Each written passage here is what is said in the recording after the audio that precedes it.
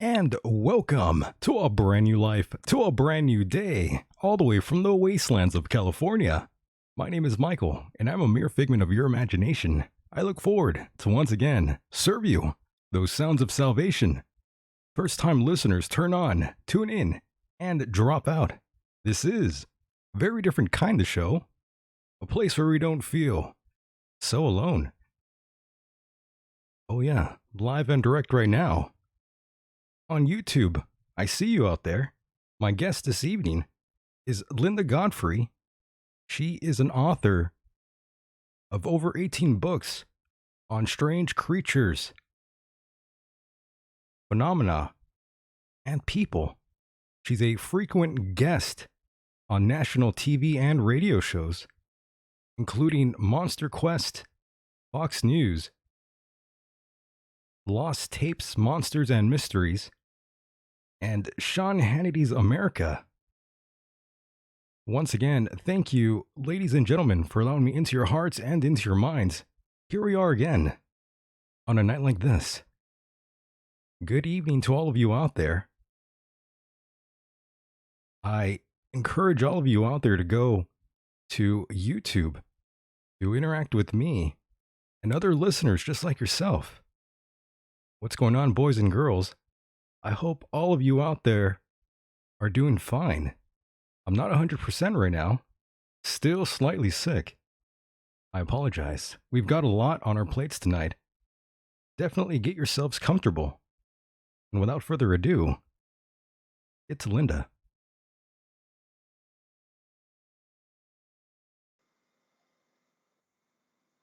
Linda, are you there? I'm here. How are you? I'm great, thanks. And you? About 50%. Well, that's, gosh, good and bad, I guess, both, right? I hope you're feeling better soon. Don't worry, I will. By the end of this show, you'll feel great, right? Oh yeah, I'm drinking a lot of different things right now, so I'm pretty sure I'll be fine. Good to hear it. Oh yeah. So Linda, welcome back to End of Days, the Michael Decon program. It's been a while since we last talked. Yeah, I think you're right. At least a year, 2 years? About there. Mm-hmm. I can't even believe how fast time flies by.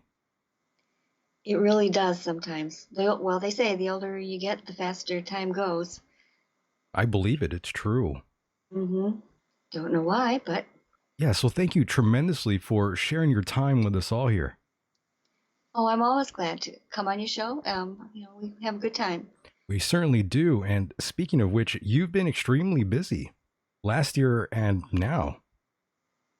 Yeah, it's been taking a lot of my attention, the book business and investigations and all those sorts of things. Oh, yes. Oh, yes. And of course, Linda, for those that have never heard of you, I thought we could start things off pretty slowly here and just get into your background before we begin. Sure, and I'll try and give you the short version, but it just happened that about 25 years ago, I had just started as a reporter at a weekly newspaper in southern Wisconsin when I heard people from my own hometown of Elkhorn, Wisconsin, saying that they had seen this creature on this road outside of town. And they would usually say something like it was 5 to 7 feet tall, covered with long, shaggy fur, had a long muzzle and fangs, claws, and weirdest of all, it walked or ran on its hind legs. If there was such a thing as a werewolf, this is what I would call a werewolf. And I thought that was kind of humorous. I thought it must be some mistake. The road they were talking about, it's called Bray Road. It's 3 or 4 miles of family farms, not very wooded, not spooky looking at all. It's a connector between main highway going through that region and then a shortcut to the local county hospital. So, not like this desolate area you'd expect to have a weird legend spring up from. Yeah. But I went and interviewed individuals who were saying this with the help of our county animal control officer, who showed me a manila file folder he had marked werewolf. Believe it or not, that was when it became a news story. And it was filled with reports from people calling him and saying, I saw this thing. If there was such a thing as a werewolf, this was it. And he shared with me their contact information, which I thought was remarkable in the first place, because people who are pulling a hoax or something, for one thing, normally there aren't like a bunch of them. It's, maybe one or two, and they don't usually share their their contact information with someone who could later charge them with fraud or something like that. So I went and talked to the people, and everyone I talked to seemed perfectly just, sons of the soil people, good, steady Americans, what you would expect to meet out in, southern Wisconsin. None of them struck me as trying to be pulling one over on me or lying or anything like that. Some of them were very deeply scared and showed signs of just, kind of reliving it when they were telling me about it. And so I was also the newspaper's artist and cartoonist illustrator, which was how I had started with the whole newspaper thing. And I drew a sketch of what struck me as one of the most dramatic sightings, which was a young single mother driving late at night through the area and saw this, she called it a thing too, crouched in the dirt, holding some kind of bloody roadkill on its upturned, clawed paws and snarling at her as she drove past. And so that was what I depicted. And I did not at the beginning, and I still do not all these years later, believe the people were seeing what you would call a medieval or Hollywood style classic werewolf. It was canine, and it was upright, running around, that sort of thing. But that's not a supernatural thing. So I thought, well, beast would cover just about any kind of animal you could come up with. Let you know it's out of the ordinary. It's not your regular Fido. There's something about it, but doesn't, just run away with it either. So I came up with the Beast of Bray Road. We titled it. Thought it would be of interest locally for a couple of weeks. And lo and behold, within a couple of weeks, if we'd had the internet like we do now, we would have said it went viral. Oh, Instead, yes. Yeah, but it went national. It started with the local papers, and then the state TV channels all came out. We had Bill O'Reilly out in his news reporter days. Bill O'Reilly was there? He Oh, used my. to run. For some reason, the name of this show is madly escaping my brain. It's one of the pop news entertainment shows. He used to be one of the commentators on that show. So this was, I should mention, New Year's Eve weekend of 1991 to 1992 that this ran. So you can see it's been decades since then. Inside Edition, I'm sorry. Inside Edition, yeah. It was the name of that TV show. So people were very interested, and the most interesting thing to me was that I started getting communications from all over, not just Wisconsin, but other states, the U.S., Europe, even the Virgin Islands, saying, that's no joke. They're not making that up. I saw it too. And they were very, very adamant on that, the ones who contacted me. And remember, people didn't normally have internet in those years yet like we do. That's true. It was considered very special. So people had to look up the newspaper, which was called The Week. It was located in Delavan, Wisconsin, and either snail mail me or find the phone and landline call me. And they were. And I worked for that newspaper for about 10 years. And the thing was that it never let up. It kept going all that time. And I thought that since people were calling me and trusting me with their information, that it behooved me to just be sort of the keeper of the lore until we found out or figured out what it was. And I thought at the time that even if it was just something that turned out to be a local legend, something people would talk about around the campfire, that it would still be pretty cool to observe folklore in the making, That's you know, true. and then Yeah. see what became of it. And Linda, before all of this, I'm very curious to know, were you ever interested in this field at all in terms of these creatures and monsters that you speak about? Cryptozoology is what they generally call that, and I actually had never heard that word before at that time. I didn't, as I said, believe that there were werewolves running around in the world. I do believe that there is a supernatural or another dimensional world. Raised Lutheran, and so, you know, if you believe your Bible, there are other worlds, other places. So I was interested in that, and then in college, I undertook my own study of parapsychology.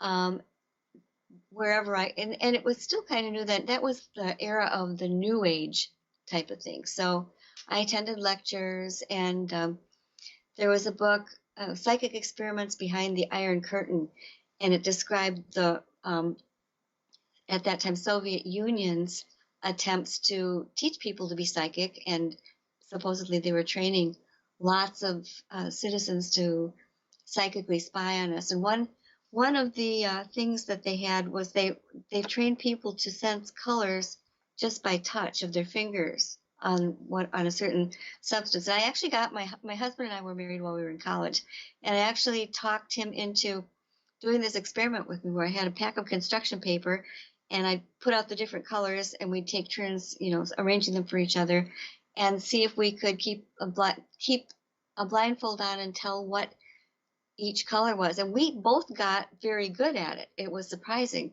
how we were able to. Red was the roughest, and then was the smoothest. And that's kind of how we went about it. So I was open to things like that, you know, just because I was curious. I wanted to know where our world connected with other worlds, or where it stopped, or, Ah, you know, whatever I could. But and I actually have to say also, my dad was real interested in UFOs because he thought he had seen one. so he was open minded. Yeah, we That's good. had all the men's hunting sports afield magazines, which ran the um, original stories about Bigfoot that were printed up, and he subscribed to some of the science fiction um, magazines at the time too. So I was used to seeing not the kind of alien that was that we think of now, but different types of imaginative Sure. paintings of aliens, you know, that would be these other magazine covers. So I was exposed to that sort of thing. I took an interest in it, but I certainly never thought that there was anything such as a werewolf, and I still don't. But that doesn't mean there's nothing weird about it. Understood. And we're going to get into all these things. But before we do, I'm just curious, how difficult is it to, I guess, break into publishing books like these? Um, I think it's Fairly easy I think it's fairly difficult to find a or difficult? mainstream publisher, Ah, okay. or at least it was. I think it's getting easier now because it is becoming more mainstream with the explosion of TV shows on these subjects. More and more people are interested, and it used to be that very few people were actually even aware that there were books being published on many of these topics. You had to be sort of really in with this niche, uh,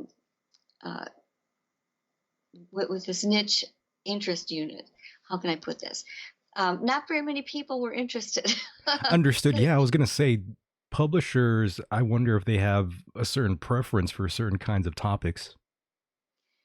Yeah, and over my couple of decades in the book field, I have to say I was not even willing to go and lead with my idea for the Beast of Bray Road when I went to Wisconsin's really nice regional publisher. That they had a very good reputation, and my first book was a true historical crime book called The Poison Widow. And it was another story that I discovered while working for the newspaper, that in the 1920s, there was a woman in Whitewater, Wisconsin, maybe about half an hour from Bray Road, half an hour's drive, but not connected with it at all.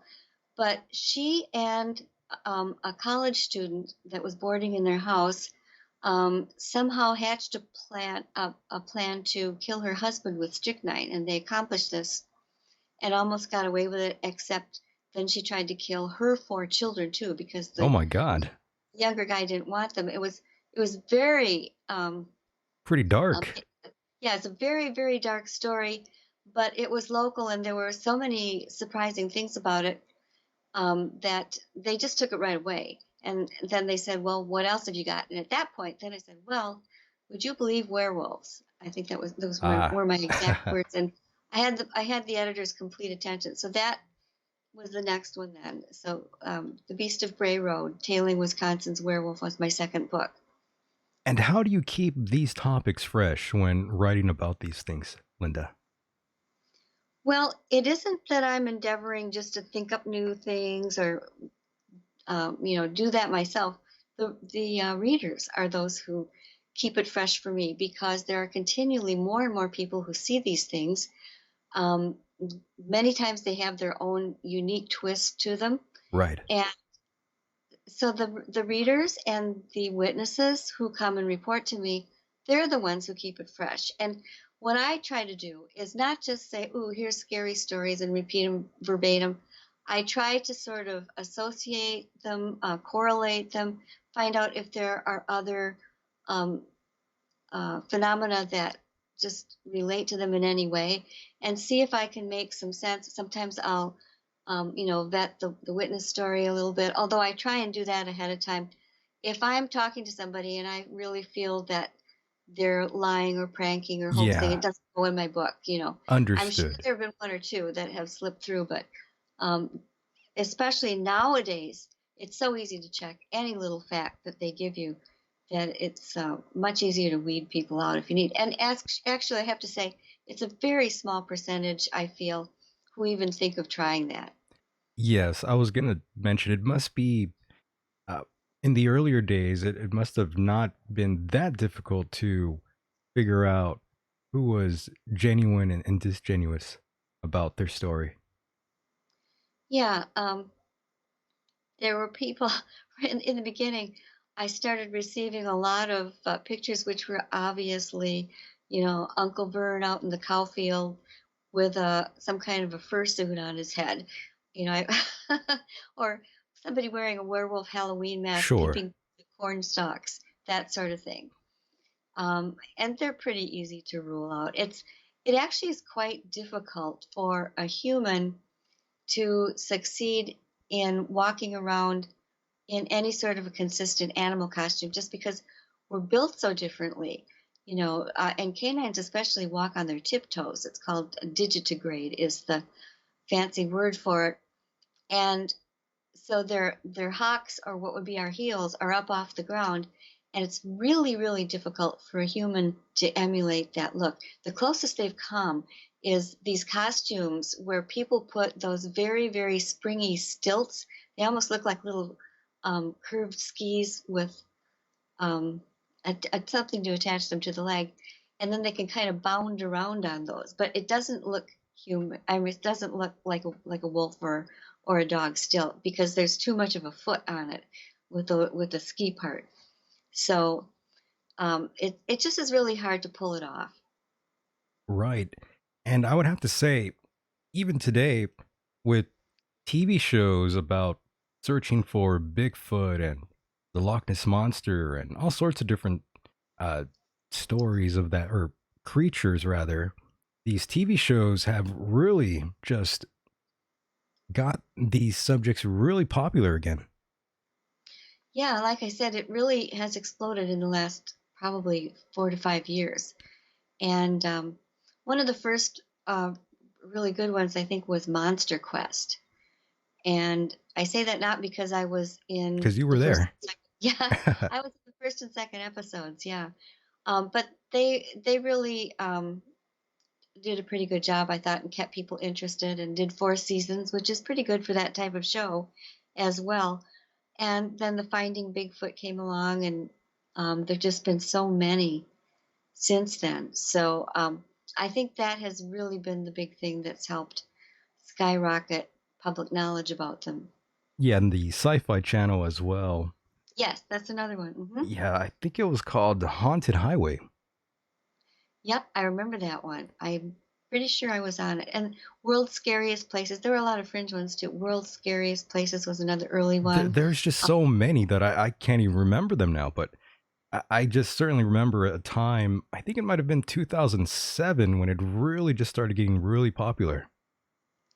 right, exactly. And that was about the time too that I was hired by Sterling Publishers to author and co-author Weird Wisconsin and Weird Michigan. That was really big and a very big boon to me too. And that was not just strange creatures, but all types of odd phenomena and haunted graveyards and that sort of thing. It was tremendous fun. I think I put 5,000 miles on my car just in Oh, Michigan wow. alone.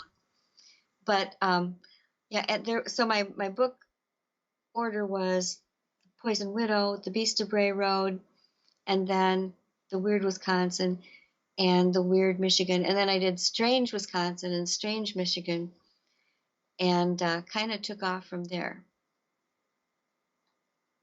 And the same could be said about the TV show Ancient Aliens in terms Mhm. of UFOs and extraterrestrials being a very hot subject. That TV show, I think, alone deserves a lot of credit for doing that to the general public out there. Yeah, I do think they've certainly raised public awareness on that score, definitely.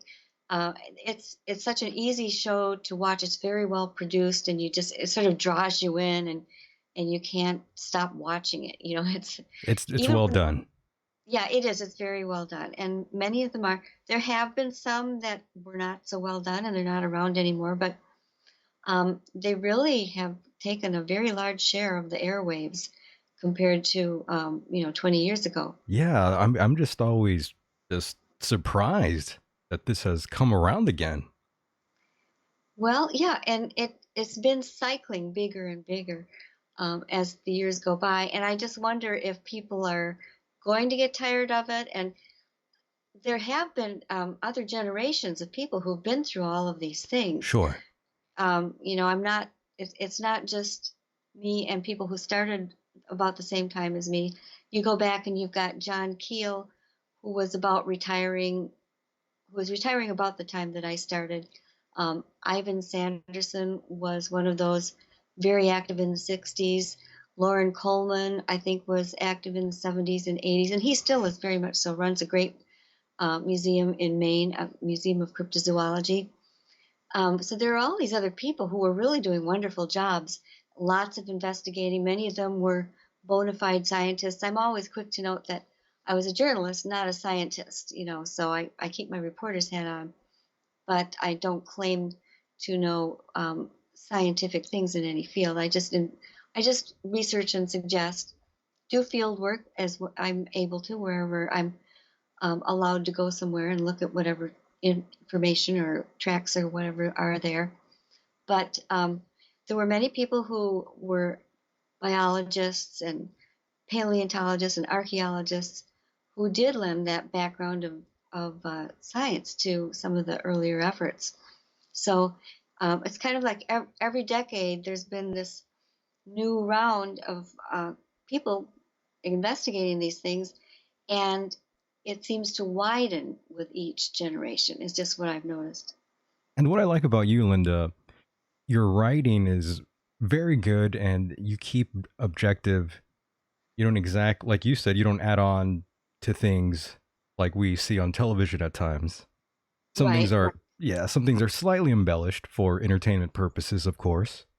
Yeah, I really try to do that. I really try to keep my reporter's hat on and keep it to what the witness report. Now, sometimes, I mean, some of the things these witnesses report are pretty out there. Pretty out there, But, right? but if it's someone that I believe is telling me the truth, as they saw it, that's what I feel bound to report. And um, who am I to dismiss what people are saying when everything else is about them seems logical and believable? Right.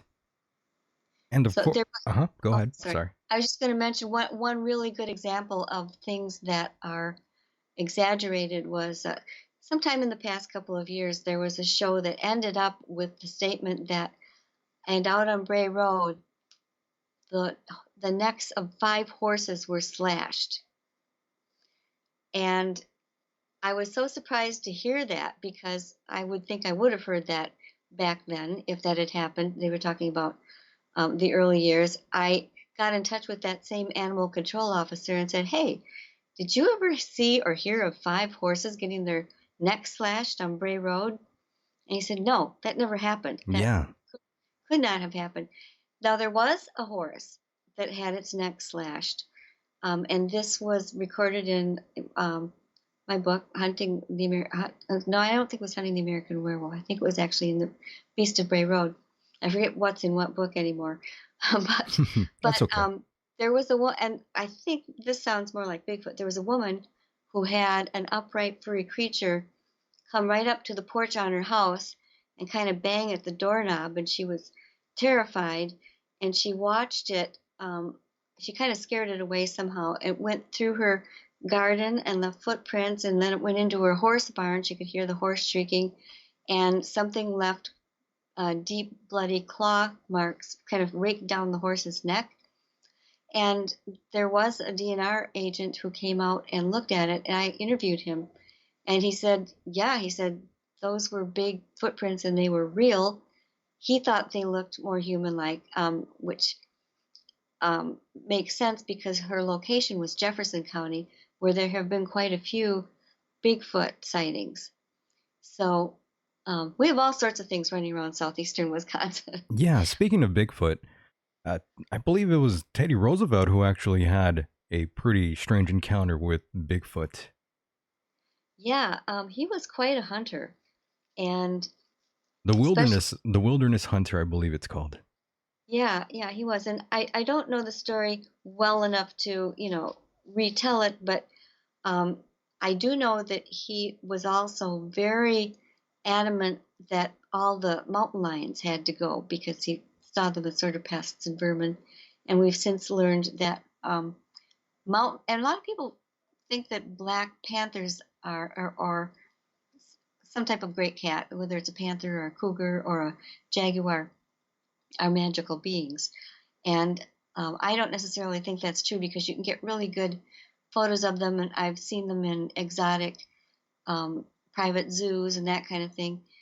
Um, but other than that, Teddy Roosevelt was really against mountain lions, which I suppose it makes some sense. Oh yes, those are Yeah, dangerous creatures. yes, exactly.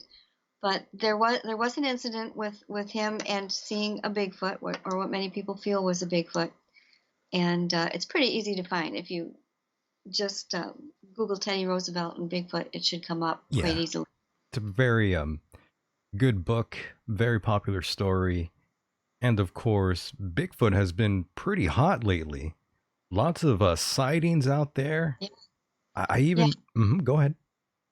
I was going to say I actually spilled the beans, and I have a new book coming out.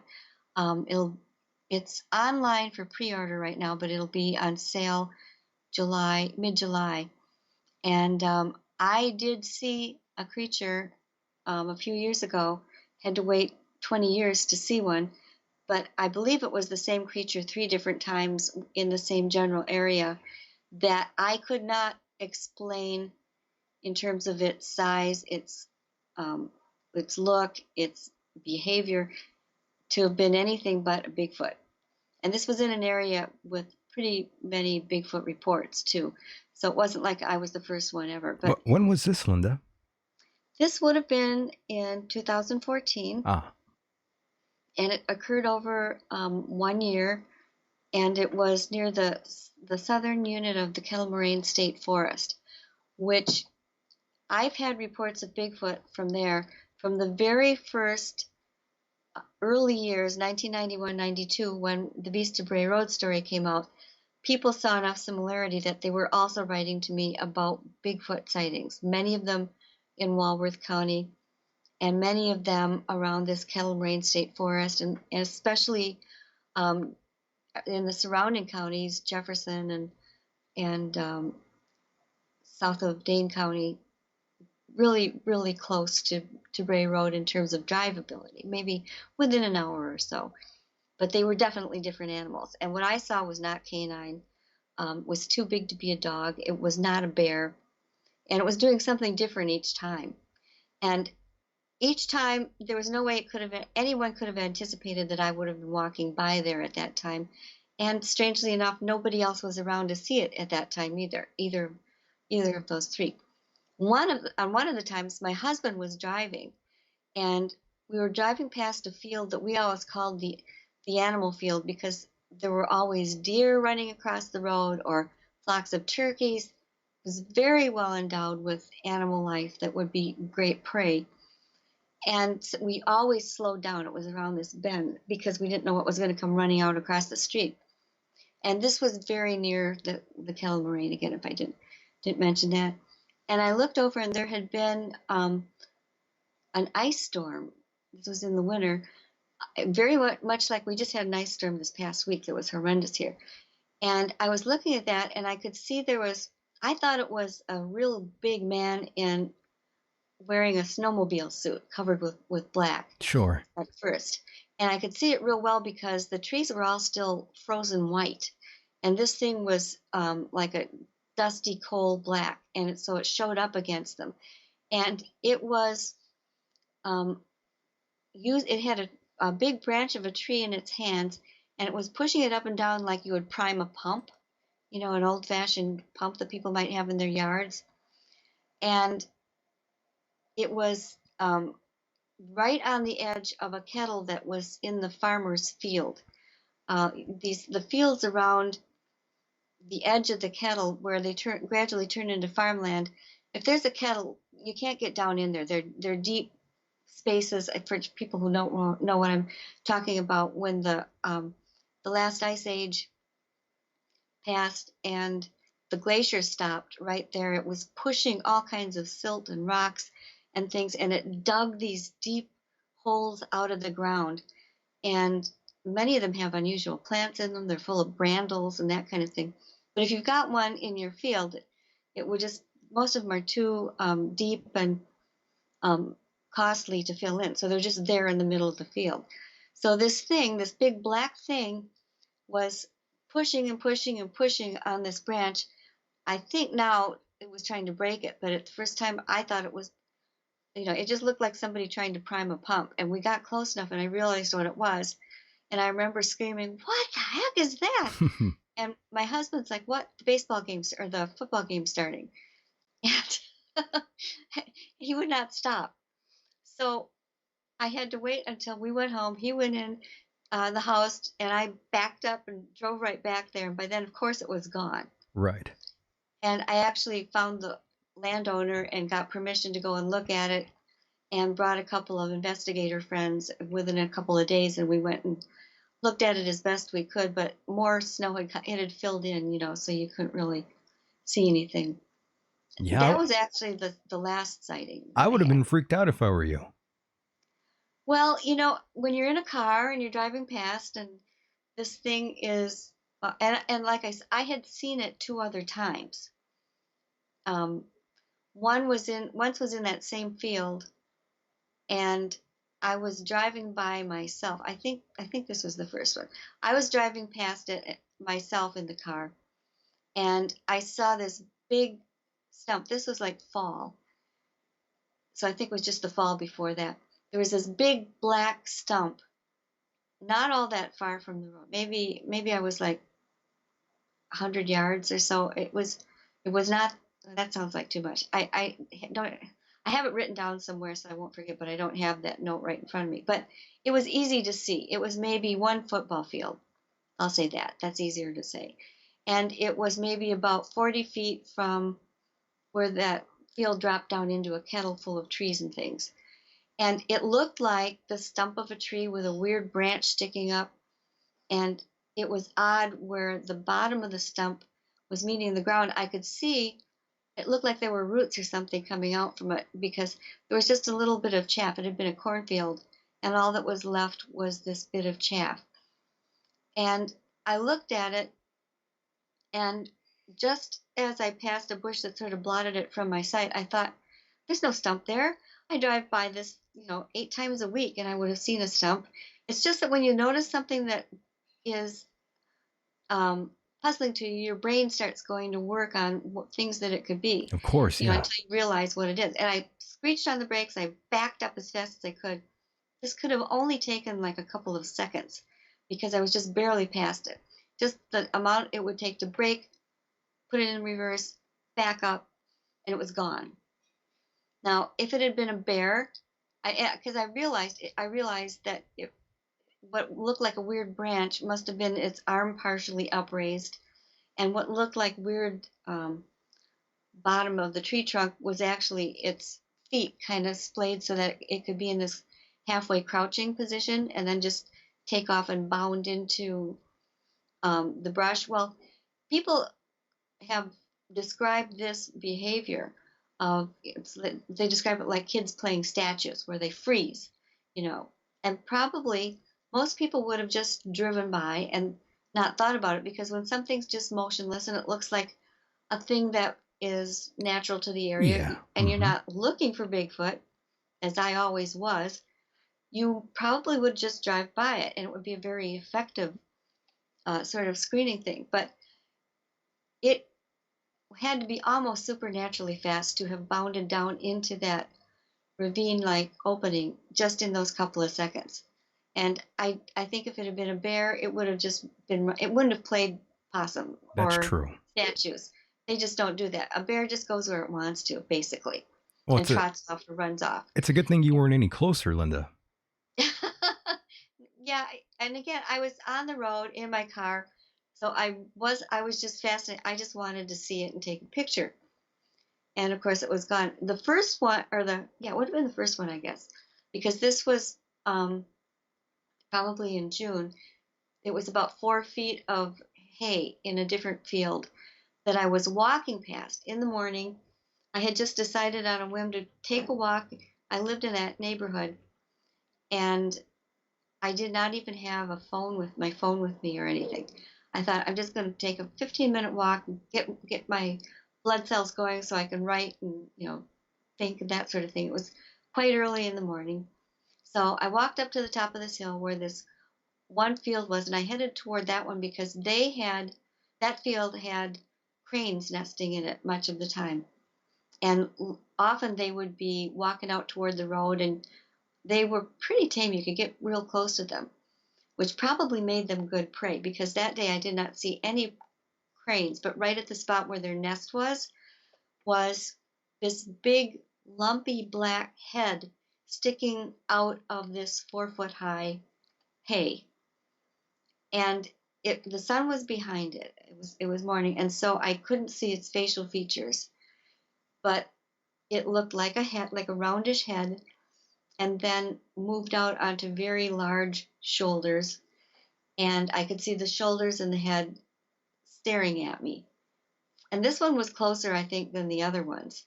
And there was nothing between me and it, no car or anything. Oh my God. And when I first saw it, I had that same stupid reaction. Like, I was thinking, why is there a fence post in the middle of that field? What farmer would do that? And then I glanced over at the fence, and I realized it had much smaller. I mean, it did have kind of rounded fence posts, which is why I had thought of that, but they were only about a third of the width or diameter, and they were like a weathered gray, and you could tell they were wood. And I glanced back at it, and as soon as I looked back at it, it slowly sank down into the hay. And then I knew what it was. And I backed up and just walked backwards until I was sure that I didn't see any grass rippling coming toward me, and then I turned around and hurriedly went to my house. Smart. Well, I don't know if it's smart. It's an innate fear response, I think. I wasn't going to wade into a hayfield. I'm only 5'1" myself. It would have almost covered me up. It would have ate you, yeah. Yeah, and so I didn't. But again, each one that I saw had the exact same color fur. It was kind of a soft coal black, the rounded head, about the same size, very thick muscular in the arms, the whatever I could see of it each time. It wasn't like a skinny thing. It was well endowed with muscle. And after those 3 sightings, I never saw it again, even though I was looking avidly for it. But the only possible thing that came close would have been a bear of some kind. But the bear just has a very different build to it. And they're actually on YouTube. I search for the possible other alternate ideas all the time, and Sure. I did find a picture of a bear that was in some kind of tall grass that did lower itself down into the grass, just like that thing did. But the ears were plainly visible. The big triangular face was a dead giveaway.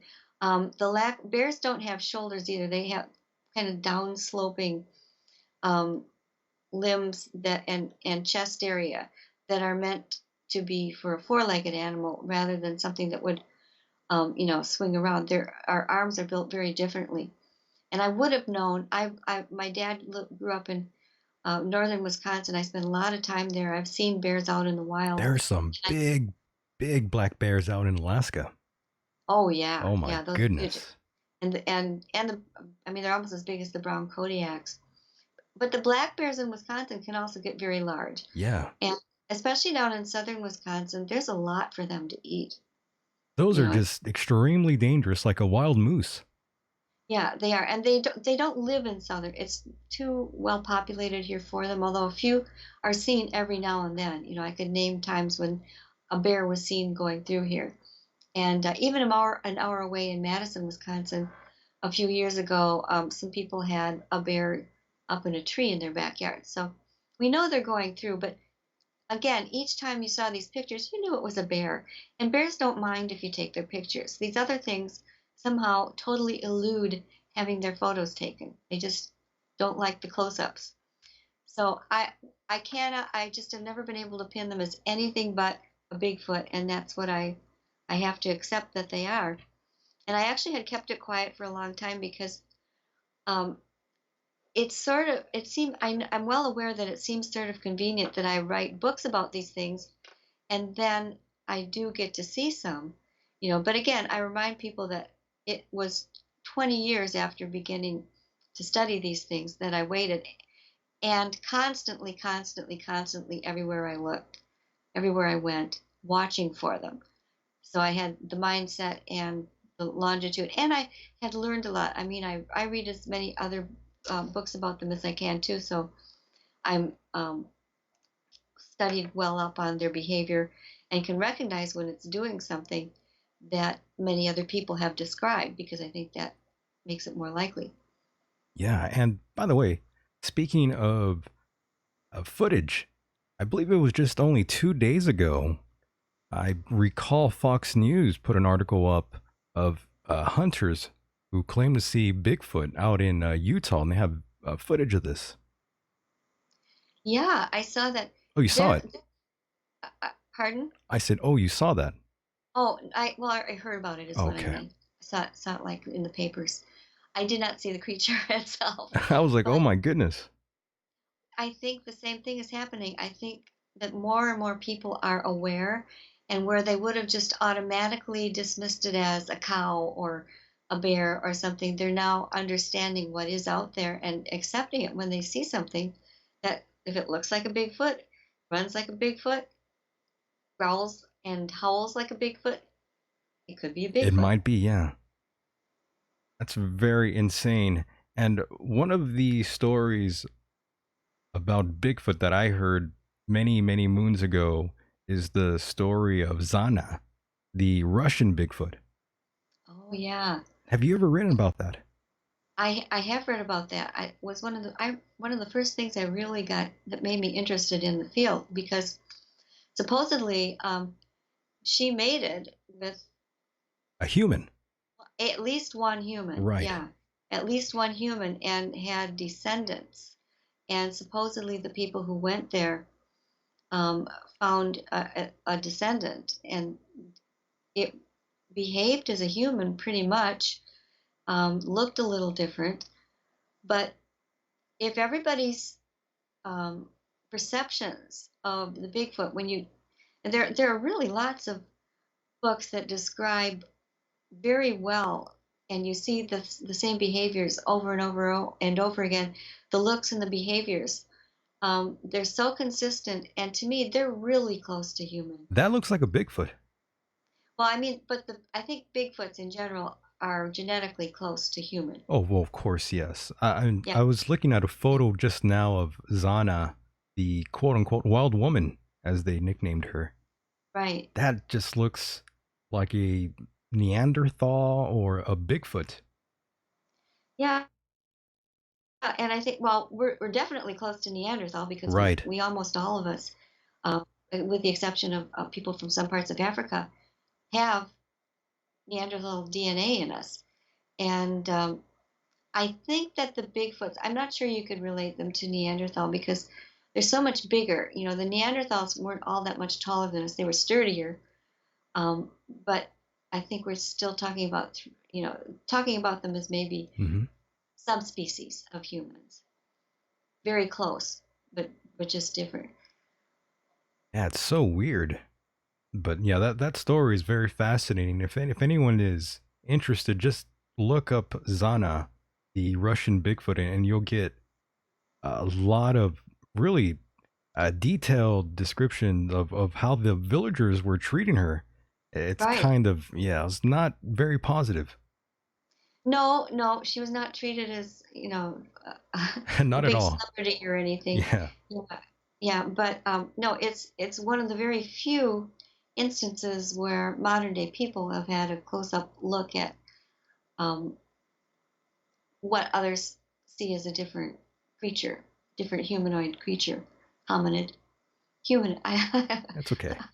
I don't have that. I don't have the exact one of those, but no, a human like creature is probably what says it best, and perhaps much more human than we realize. Right. And of course, going back to current stories, there was another story just put out there not too long ago when a 3-year-old by the name of Casey Hathaway was found out in North Carolina, if I recall. Right, right. And he said that he had been watched over all night by a bear. That's how the story went. A purple Yeah, bear. yeah. And I just can't see a black bear doing that. Bears don't do that. They don't. No, no. They're very opportunistic. It's true that they very seldom attack humans, but if you're a bear and you're out there and you're hungry and you see this 3-year-old human kid and I can't see that unless it was maybe a lactating female who had lost her cubs and felt the urge to be maternal, but a 3-year-old probably wouldn't nurse anyway. That's the only thing I can think of that might motivate a bear to watch over and take care of a human child overnight. But Isn't there are that many that's so instances in crazy? Bigfoot lore. Yeah, that's just such a wild story. And Linda, of course, I'm an open-minded skeptic. There's certain cryptids that I definitely don't believe in. Bigfoot was sort of one of those that I didn't have complete faith in at all. And it goes back to, of course, watching TV shows, knowing very well that they're not actually going to find the Bigfoot, but that didn't exactly help my belief in them at all. But Right. when you hear something like this, your mind has to wonder, what if there really is something like that out there? Yeah, you have to, and I mean, there are many, I won't say many, but a surprising number of reports of incidents where people were taken care of or felt that Bigfoot was friendly to them. I had one reported to me from a woman who lived in northern Wisconsin who was out with her sister and they were driving home and they had a flat tire or something. And she had been drinking and she needed to use the bathroom. So while her sister was trying to figure out the tire, she went a few feet away down the embankment that was next to the highway and just kind of passed out. And she said the next thing she knew, something huge was carrying her back up the embankment and laid her down right next to the car. And she said she was afraid to open her eyes because she knew what it was. Um, but She was Yeah. sure it felt like she was being carried by Bigfoot. And what else could pick up? She was a full grown teenager. You know, it wasn't a little tiny girl. She full grown teenager who'd been out drinking. I said I met her in person. She told me this story in person, and she was just certain that's what it was. She could feel the fur and, kind of bad breath and hear the heavy footsteps. And her sister never saw it at all. Yeah, that's what I like about talking to people that have had these experiences, like at a conference per se, because Hmm. you hear these people on the radio, and you don't exactly know if they're being genuine or disingenuous of their story, and then you actually meet them and see them face to face, eye to eye, and that's Right. when, yeah, It's and a big, that's when everything sort of changes. it does, and you just, why would people make it up? Every once in a while, a group, often they're young men, teenagers in their late teen years or in their early 20s, but and they're doing it just for fun. But most people are just so dead serious, and many of them have been walking around carrying these reports inside of them and being afraid to tell anybody, because typically they'll go and tell some loved one or a good friend about it and just get laughed out of the place and vow never to mention it again, or they're in denial. That very often happens too. And what I hear over and over again when people call me or write me, they'll just say, you can print this or not, I don't care. It's just that I wanted to tell it to someone who wouldn't say I was crazy. Yeah, understood. Yeah, it's always different when you actually experience something yourself. Uh, Something I saw that was very strange out in the middle of the country was a something I could only describe as a chupacabra, and that was in the year 2010 when they actually found something like that out in Texas. And of course, I'm out here in Southern California, so when I saw that, I kind of aligned these stories together, and I thought, wow, that's a pretty strange, because I'm looking at the photo, or I did at the time, and it had the same characteristics. The Was that the very Texas blue dog? correct. It looked very much like that. Yeah, and they didn't look at all like the Puerto Rican chupacabras that were No. first talked about. Mm-hmm.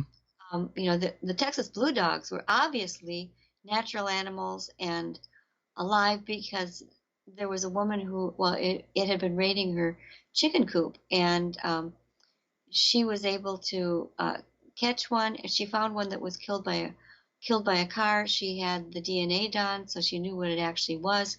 She had its head in her freezer for a long time. She keeps the stuffed one in her living room, and she's been on several TV shows. Dr. Phyllis Canyon is her name. I interviewed her personally too.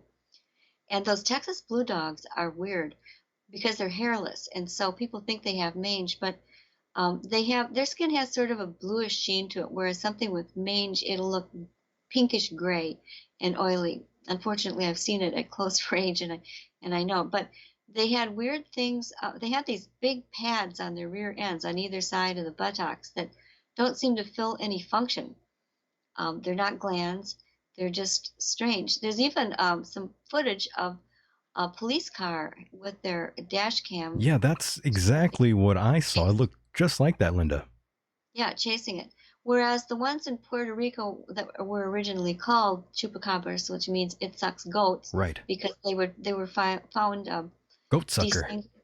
Yeah, goat sucker, taking all the blood out of these animals, and little, if any, of the flesh, just maybe a few little incidental strands of That was something. But that was back in '93, and I recall it, even seeing T-shirts like that out here there were, yeah, and actually they were first seen about 20 years earlier than that, so they had been around for a too. while. Yeah. If you read some of the Spanish reports, and they were very different looking because they were almost like half reptilian, half mammalian. Mm-hmm. Those who got a close-up look saw these kind of fangs that they described as like soda straws that would evidently puncture the skin of these animals so that they could just kind of suck them dry like you were sucking soda out of a straw.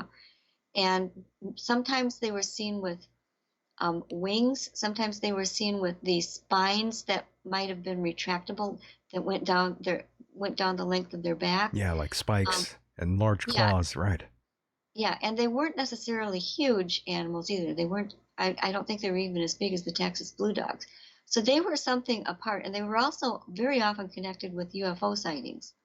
So there was a lot of speculation back then in the 90s, especially as to whether there were aliens, dropping these things off to sample the land, or if they were pets that were being allowed to, or they were setting up a new.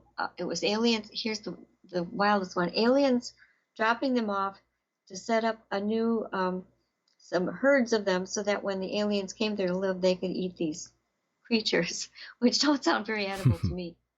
But Yeah. so, and who knows? Who really knows? But there do seem to have been associations with UFOs, and maybe some of that is unavoidable because during those years, we did have a very active naval base. It closed sometime in the 2000s, but back then it was quite active in Puerto Rico. And I interviewed a man who was a pilot back in those days, worked for the Navy in Puerto Rico, and he told me personally that he saw they would regularly see discs coming up out of the waters, like at an angle, and sometimes they would be quite close. At one time, they would watch them through the cameras that were mounted in the gun turrets that they commonly followed them with as they came out of the water. And he said one time they could see heads in what were like portholes along the side of these discs coming up out of the water. Wow. And that another one of the men, his job there was to travel around and repay upset islanders for damages that were believed to have been done by United States vehicles, which really were not these vehicles. And he said he went along on a ride along with one of these guys one day, and they had to visit this farmer who was hopping mad because there was this huge circle of burnt vegetation in his farmyard. And lying just outside that circle was half of a cow. Oh And then my. inside the circle was, the burnt up Crispies, what was left of that cow. And it just looked like something landed whoop on this farmer's field, kind of burned up what was under it, and the cow happened to be there at the time. So this pilot, who was very well thought of, he was retired and working for a smaller airport at that time. And actually, I had been sent just to interview him about his job as a small airlines pilot for this resort. And when he got done, I said, "Would you just please tell me," because he had mentioned being in the Navy in Puerto Rico at that time. And I said, "Can you tell me if you saw UFOs at all while you were there?" And then he just kind of spilled it, like almost like he'd been waiting to tell somebody about this, but couldn't. Yeah, that's really interesting. I was just about to ask you if you have ever run across various stories that have overlapped. For example, the paranormal or UFOs or ghosts, and you just answered that. That was a good example. Yeah, it occasionally happens.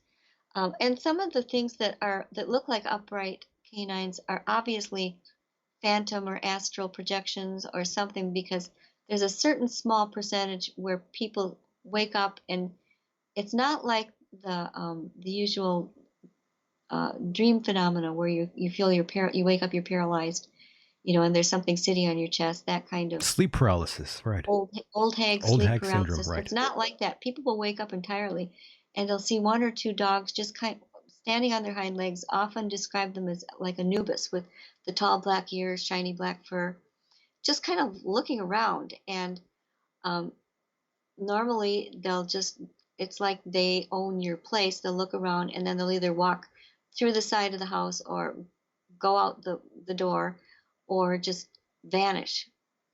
And um, it's surprising how many of these show up. There's another category called shadow wolves, where people, and I have one whole family in Tennessee that saw a shadow wolf, which is like a two-dimensional shape of a large black wolf.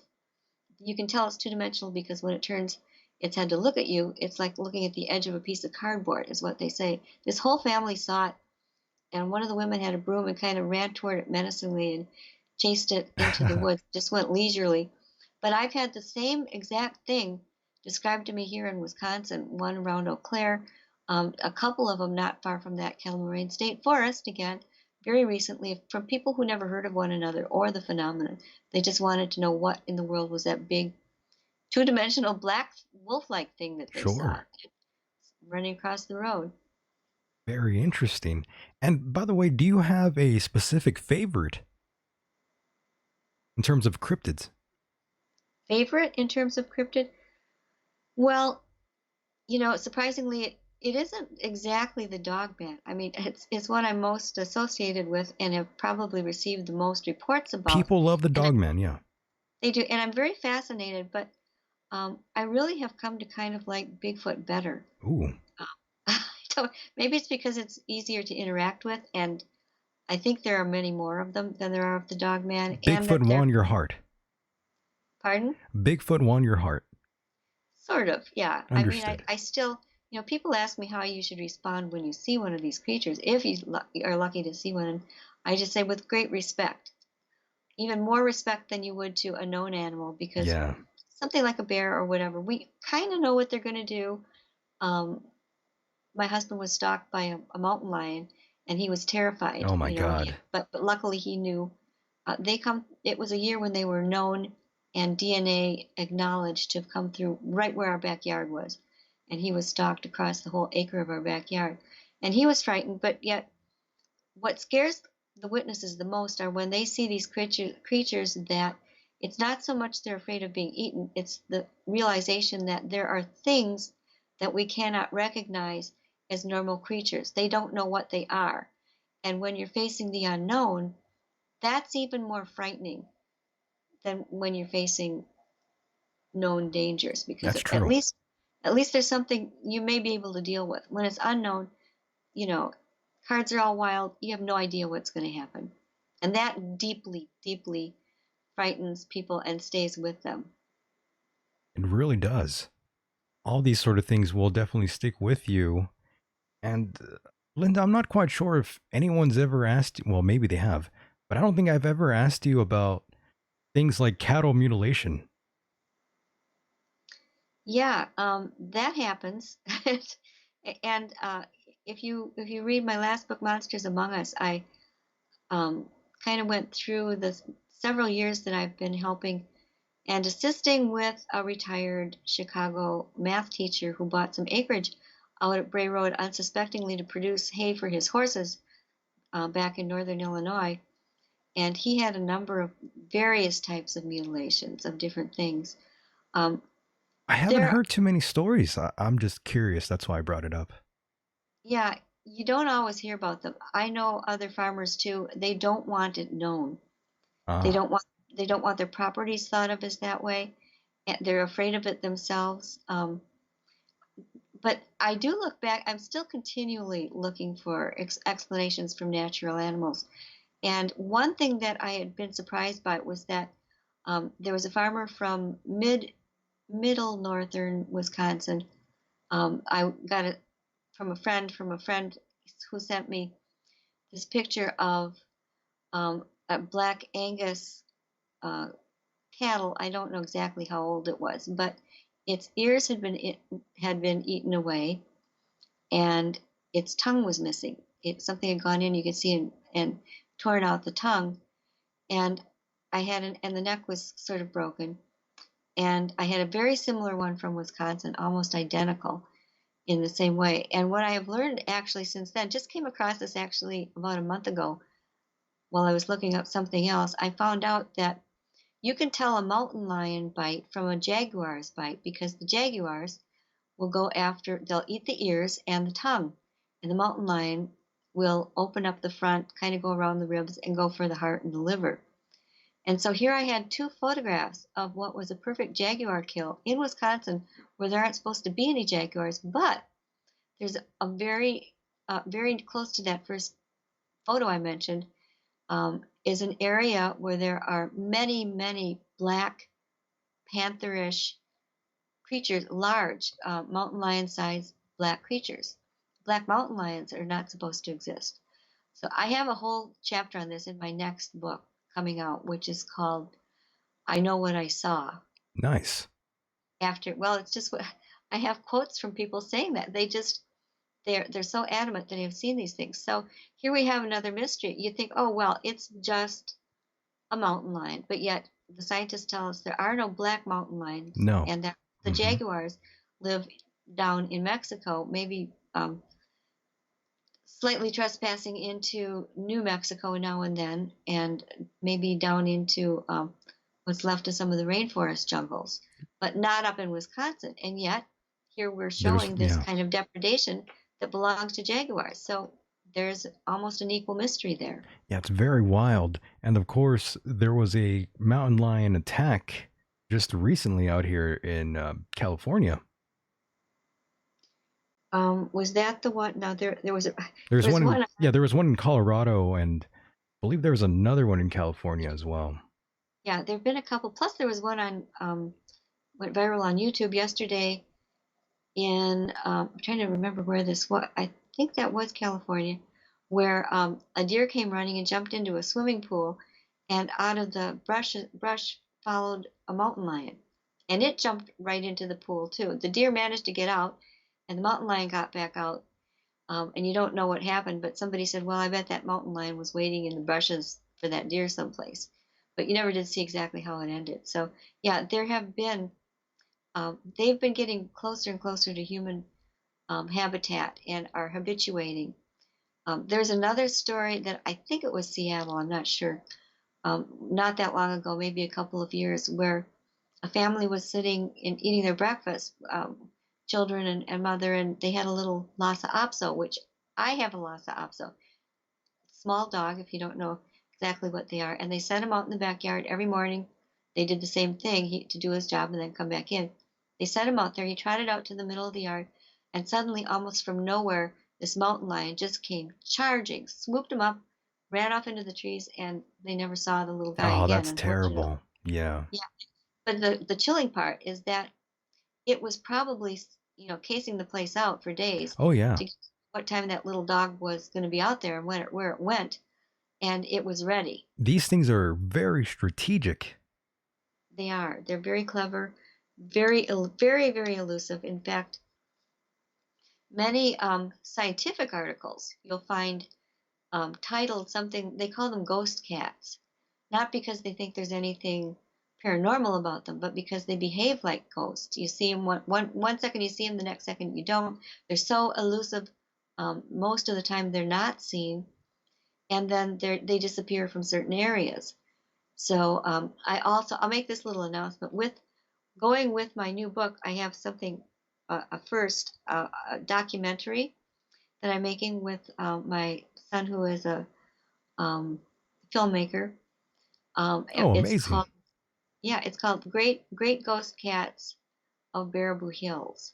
Baraboo Hills is kind of the area in Wisconsin, and we're pretty well done with most of the shooting. We're just doing the editing now. So, and that will complement the chapter on it in my book, I Know What I Saw, because I have a big chapter on this huge mountain lion area where half of the ones reported are black, but they're not supposed to be, and most of the DNR and game people are denying that they're there at all. So it's again kind of, but we have tons. We just have tons and tons and tons of witnesses. So I didn't know your son did that. he's quite talented. He went to the School of the Art Institute of Ah, Chicago okay. with double emphasis in film and painting. So yeah, so this is the first chance we've had to actually work together That's on a really project. cool. Yeah. Yeah, and my husband is the producer. Oh, love that. I So he do has to enjoy drive us that. around. He has to drive us around and look things up and that kind of thing. So it's kind of fun to do things like that with your family. That Yeah.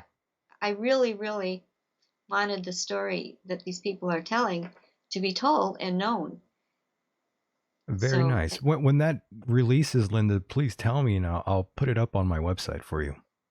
well, you can watch for it on lindagodfrey.com. I'll have a big notice. It's supposed to the film we're looking for in June. Actually, both of the things we're looking for in June, but we will have a very frightening trailer put up in a few weeks. And you can either, again, look for it on lindagodfrey.com, or our production title company is called White Lhasa, Lhasa Studios. and you can watch for White Lossa Studios. That'll be coming up. Very nice. And going back to the cryptid side of things, in terms of violent encounters, are there any stories that stick out in your mind? Violent encounters Of between cryptids, you any mean? And cryptids, yeah. I'm wondering if there are any stories where people were physically harmed. well, that actually did happen to a colleague of mine while I was having a walkthrough with him in the Kettle Moraine State Forest. And I tell this story too in the new book. And he's pretty experienced. He's been at this stuff for a long time. His name is Jay Bachochin.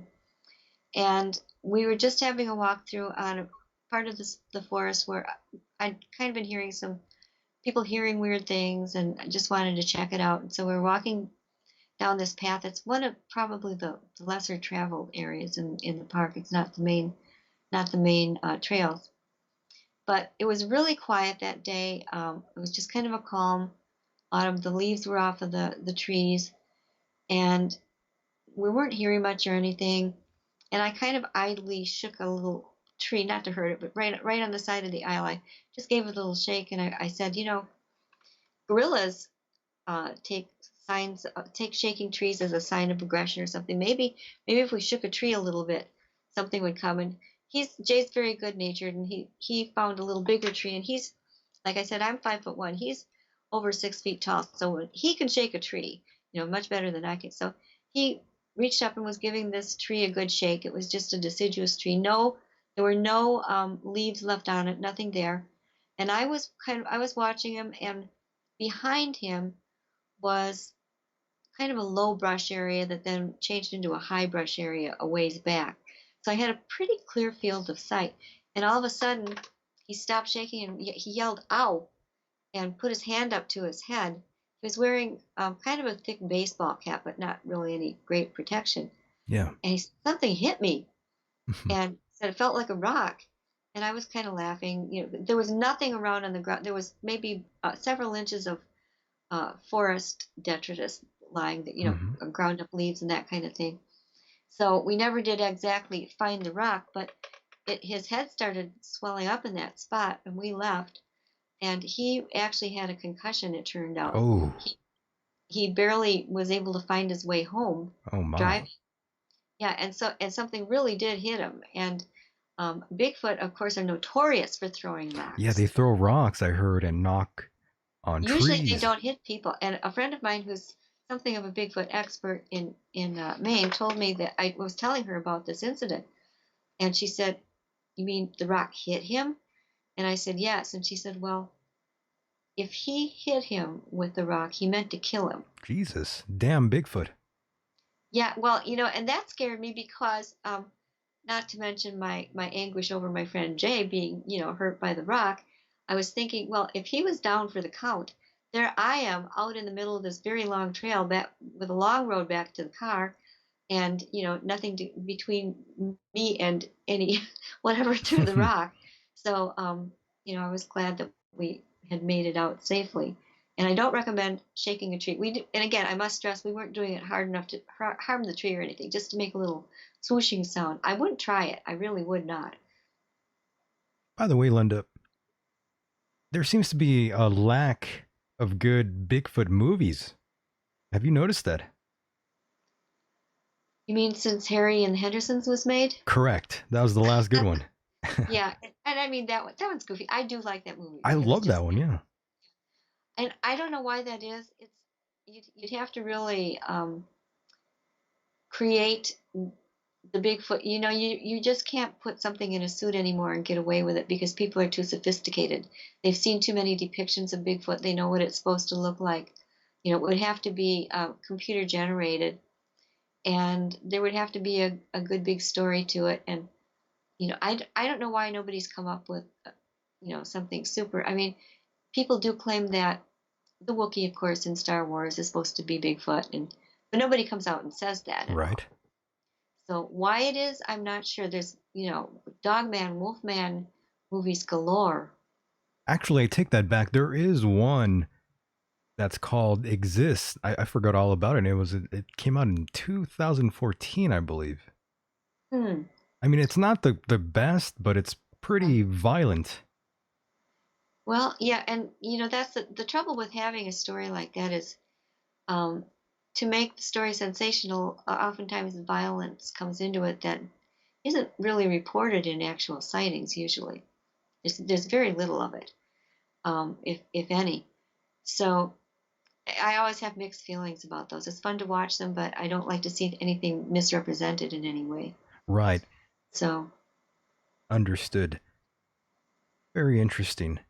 And of course, are there any cryptids that you rule out completely? For example, like I said, I've been on the fence with Bigfoot, but hearing that story about the boy, it sort of changed my mind slightly. yeah, I think it made a lot of people sit up and take notice because nobody thinks that a bear would do that. Very few people. Now, I have had a letter from a girl who got lost in the woods in Hawaii and swore that a dogman helped her, help keep her warm and lead her out the next day. And she seemed perfectly normal otherwise. And she said she's always been afraid to tell people, but she said it was definitely a dogman. It was not Bigfoot. Also, the Loch Ness monster, I have sort of ruled that out long ago. And when I was just a little boy, I was reading about these things, and the Loch Ness monster was always something that interested me for such a long time. And as the years went on, I started believing less and less of the Loch Ness monster, sadly. Yeah, it's funny. I've heard different people say that lately. I like to think that there are under earth tunnels and bodies of water and things that we really can't even detect with present instrumentation where perhaps these things could go. When, for instance, there was a really well-known one in Lake Geneva, Wisconsin, in the around 1900 to maybe 1925 or so, that many people saw, including one very well-respected minister. Some once in a while, people would attempt to row out to it, and would just come chasing them back to shore. There were tourists coming from Chicago to try and have their look at it. But what happened after that time frame was electric motors started coming into vogue, and the lake traffic increased greatly. And that's when the water monster went away. But even the Native Americans who lived there, there was a Potawatomi tribe living in that area right about settlement time, and they told stories of the water beast that was in there, and they considered that lake, which happens to be the second deepest in Wisconsin and fed by freshwater springs, they considered that a very sacred area, and they believed that these serpents and monsters came from the freshwater springs, which were a bridge to the spirit world, or some people today might say another dimension or another realm, however you want to put it, and that they could come and go back and forth. And they also believed this, the ones that I've talked to personally, that that's where Bigfoot and Dogman came from as well, and that they could go back at will, and that's why you didn't find dead ones. Yeah, that's a good story, an Well, explanation of it. it's legend, but it's also what they believe in many ways, and more than one tribe has told me the same story. Not all do exactly because our indigenous people are not monolithic in their beliefs. They have very vibrant, separate cultures in every case. But many have told me the same thought and belief about the fresh underwater springs, and that being where the water monsters came and went. Understood. And what is your opinion on Skinwalker Ranch? Well, the farm I was telling you about earlier that is told about in Monsters Among Us, Yeah. I call mini Skinwalker Ranch because it Mm, had over the years displayed so many of the same inexplicable characteristics. Um, Strange furry black creatures showing up in trail cams, but you never quite get the whole body or the face. Very strange lights. I've had my own experiences out there with witnesses at the same time. Mutilated animals, animals that were in positions they shouldn't have been able to take, just all kinds of weird, really weird things. And so I'm thinking if these phenomena could exist in a place where I've experienced them in Wisconsin, I can't say that they wouldn't have happened in Utah in that very well-known case of the Skinwalker Ranch, where all those things and much more happened on a much larger scale, of course. Oh, yes. You hear all sorts of strange stories come from that place. Mm-hmm. Never know. And, one of my favorite cryptids is the Mongolian death worm. I even sometimes like to believe that the movie Tremors from way back in the day. Oh, one of my favorites, Kevin Yeah, Bacon. Yeah. Kevin Bacon. He was the man in that movie. So young. He was. He So was. young. That was a really good monster movie. I I still like loved it. it. Anytime it's on, I have to watch it. I do too. I gotta watch it. Yeah, it's a great movie. It really is. And there's another one. Well, there was a latest one that came out called Tremors: A Cold Day in Hell. Did you ever see that one? No, because I was afraid I'd be disappointed, and I just like to carry the aura of that one wonderful movie around with me, and not spoil it Yes. for me. Yeah. They had the actor Jamie Kennedy in that movie, and I thought, oh no, this movie, it's over now. Yeah, yeah. It's Part 2 wasn't that bad. no. Well, that's good. Good to hear that. Yeah, it's called Tremors 2 Aftershocks. It still has one of the original guys two of the original guys in there, minus Kevin Bacon though. Right, right. Yeah, Yeah. not so bad. I did. I think I did see it once and kind of promptly forgot it. So Well, yeah, it's not that great, obviously, but Tremors 1, the first one, obviously amazing, and of course the rest not so good. But Kevin Bacon, I'm really surprised because he started doing very serious roles, but of course he has been in a couple of interesting films along his career. yeah, he has, and he had a very lovely daughter. I don't know if you've ever seen. We're getting out into non-cryptid things here. I don't want to go too far off That's base, okay. but I know she had a role in that TV series Closers, and she turned out to be the daughter also of the star of that show, and she was but she really had a lot of Kevin Bacon facial features, and it was just so fun. I remember watching that show and comparing her to, you could just see dear old dad, and she was a very pretty girl. Was so anyway, but I don't want to get too far off of your base. No, it's Kevin all right. Bacon's great. I really think a lot of people like him. Don't worry, And I'm a big fan, so I don't mind talking about him and the movie Hollow Man. That's another one I loved from him. that one, believe it or not, I did not see. How dare you? I know. Why didn't you see that one? It's actually pretty good. Well, someday I may. You should. Yeah. I think you'll like it. Not too bad. Probably will. Probably Yeah. will. But I will say that if you see the movie titled The Beast of Bray Road, not to be confused with any number of good documentaries. There was a real Small Town Monsters recently did a really good documentary on.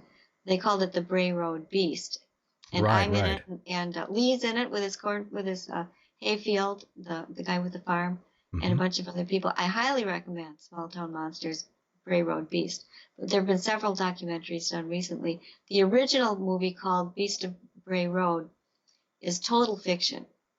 Lest anybody think that they say based on a true story, but they didn't really care. Based as about as loosely as you can possibly use it in the English language. That's so funny. And of course, Linda, there's another cryptid I always sort of ruled out, but it's been around for so long, and that's the Jersey Devil. Yeah, that's a real oldie but goodie, and the Pine Barrens of New Jersey.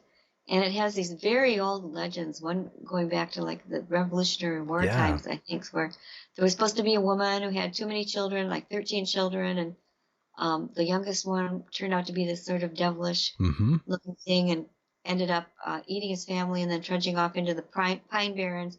And now he's off, and there's another alternate legend that it was something that was spawned at a scientific research center. And I've heard different versions of it, but usually it's something about this scientist that somehow gets partly into one, and he runs off into the forest and becomes the Jersey Devil. But many people, in one case, a busload at one time saw this thing that looked like, sort of like the chupacabra from Puerto Rico with the spines and the Yeah, I was gonna say that's kind of bat, like bat the Jersey wings. Devil. Yeah, yeah, they both very much are similar. So Mm-hmm. yeah, so I don't know what that was. If there, you had asked earlier if there was one that I thought maybe wasn't that one, the Jersey Devil is one that I've looked askance at. I can't say that it's not real. I mean, certainly there are plenty of these other cryptids that sound like they couldn't exist. So I never say never, but if I had to pick one, that might be one that I'd look at. Partly because the legends are so different about it, and it's contradicted so many ways, and I'm just not sure how to resolve all of that. Yeah, that kind of answers my other question I had in terms of which many monster accounts that have crossed your mind or path you found to be, I guess, the most interesting and worthy of further exploration. Well, I did do an investigation and again, I think this was 2006. Yeah, it was. It was 2006. I had a phone call from someone in La Crosse. A man and his son had been driving home to their house in the country north of La Crosse, which is along the Mississippi River, very far western edge of Wisconsin. And they had this thing, they saw this black thing come swooping toward their truck windshield, and it got close enough, and this is all happening very fast, but its wingspan was as wider than their truck. It looked like bat wings, and in the center of it was, if it were a bat, it was a super huge bat, because they said it was human sized, looked more humanoid in its appearance, and as they thought it was just going to crash right into their windshield, but instead, at the last second, it emitted this piercing, shrill cry and went straight up, shot straight up into the sky, and then disappeared off behind some trees. And it immediately, something about maybe the shriek, I'm not sure, made them both sick. They had to pull over. It was a father and son. The son, who had been driving, threw up. The father was sick for like 2 weeks. And I went there and investigated it, looked at the place. It was all over the place, where in the area where they had seen it. And they both seemed completely sober and sane and adamant at what they had seen. I call it the Wisconsin man bat. Well, we've had, and then I didn't hear too much else about anything like that until the past couple of years. There started coming out of Chicago stories of something that looked very similar to that flying around over different parts of the city. And I think there were over 100 now.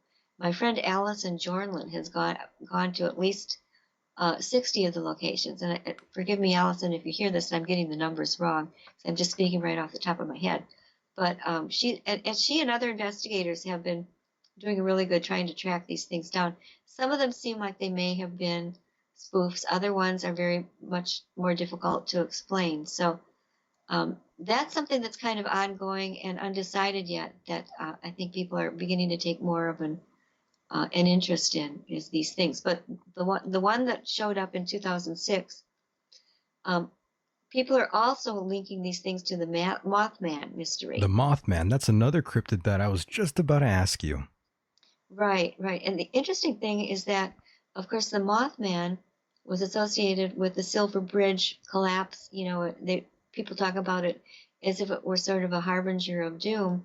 And the thing about the man bat back in La Crosse, Wisconsin, was that it occurred 3 days before a drowning in the river near downtown La Crosse, where they've had a steady number of college-age men somehow just walking into that river and drowning.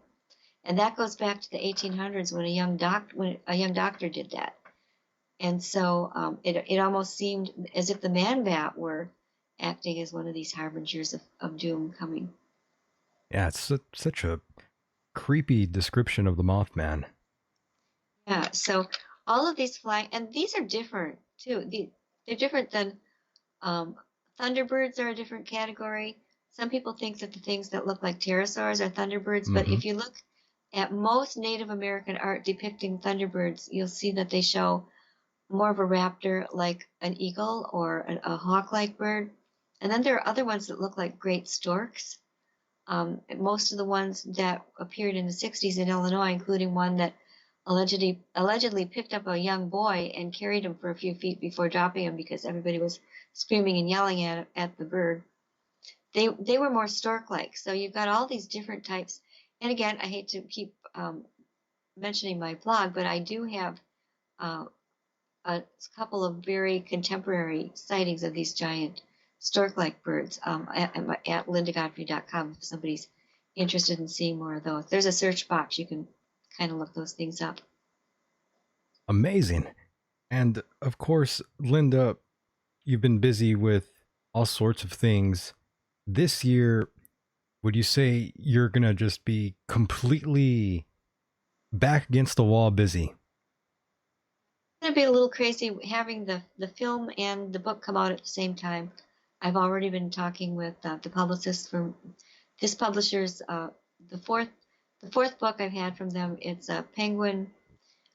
Used to be Tarcher Perigee was the label name, but the parent company is Penguin Random House. So they have these wonderful people called publicists who try and figure out how to bring the attention best to the public, and we've already been having conversations about it. So yep. And then I like to go out and do field studies. I've got one that's going on right now that I'm just waiting for weather conditions to break to go look at. So I still have to get out there, and I've got people who write me, and I feel obligated to put those things on my website when I get a chance. So yeah, I've had to stop helping school children with their reports on the Beast of Bray Road. I'm sad to announce. There's only one of me, and I don't have any assistants or anything like that, and I just really, yes, do have plenty to do. Yeah, and of course, conferences, because last year I was talking to you and it seemed like you were at a conference every other weekend. Sometimes it just goes like that, yeah. Especially in the fall, when it gets toward Halloween and the leaves are falling and the campfires, is usually my most popular time That's a because good thing, though. it is. Although it does kind of squash all the fun together in one part of the year. And my slogan, I used to have a website called beastofbrayroad.com, which is only partially there anymore. But I opened it with werewolves. They're not just for Halloween anymore. Mm. And really, excuse me, I'm going to have to go in a minute because my voice is Yes. starting to leave me here. Understood. But these things are really seen at all times of the year. Which I think testifies a little bit more to the fact that there's some truth to them, because if it were just a joke, you would only hear on Halloween, but the Right. sightings are year round.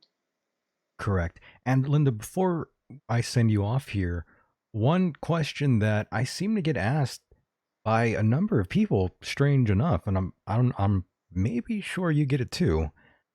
Certain listeners of mine, they seem to always ask me if you're going to put out a book on extraterrestrials. I'm not quite sure why, since it's not really down your avenue, but for some reason they kind of want you to go down that route.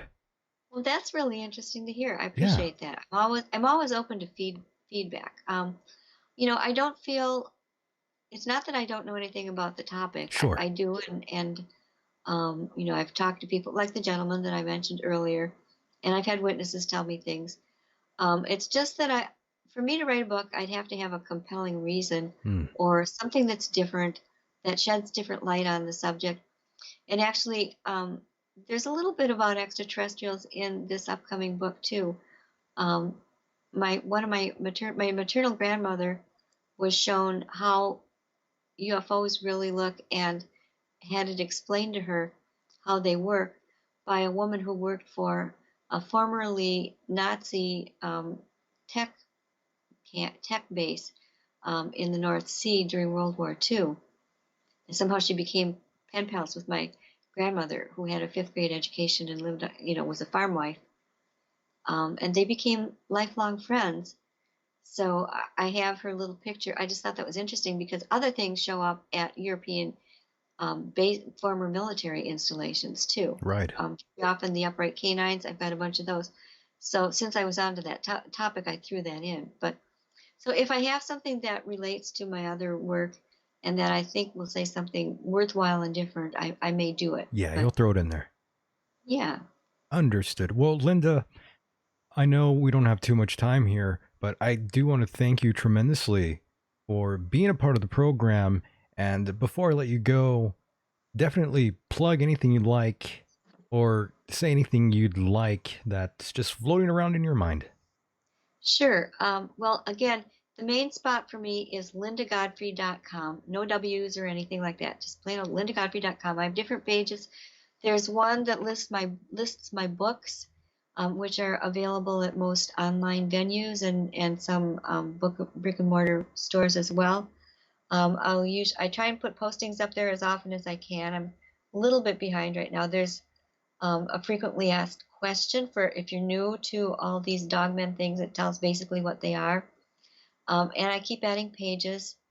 So there's a lot there. And then if you just I'm starting to take bookings for the next year. I'm going to be at a Colorado horror film, although my film is not a horror film, it's real life stuff. But they say they're still interested in it too. In Colorado in October, I'm going to be in June, June 8th, I believe it is, up in Menominee, Michigan, adjacent to the Wisconsin state border for a conference I was at last year that was really well attended. Turned out to be a real up and comer. You'll be able to find that on I think it's called the Menominee Bigfoot Conference, although it isn't just Bigfoot.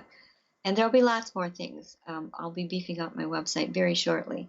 And I'm on Facebook. I have a Facebook author page, lindagodfrey-author.com, I believe it is. There's another one too that's much just mundane stuff, but Linda Godfrey Author is the Facebook place. So those would be the main. I do hit Twitter once in a while. I don't always have time to get on there, but I do have Twitter too. So you can Amazing. find me different places. Yeah. So thanks again for having me. It was just a lovely hour, and 40 minutes went past real It fast. really did, actually. Time just flew by yet again. And I had such a great time talking to you, Linda, and asking you some of these questions.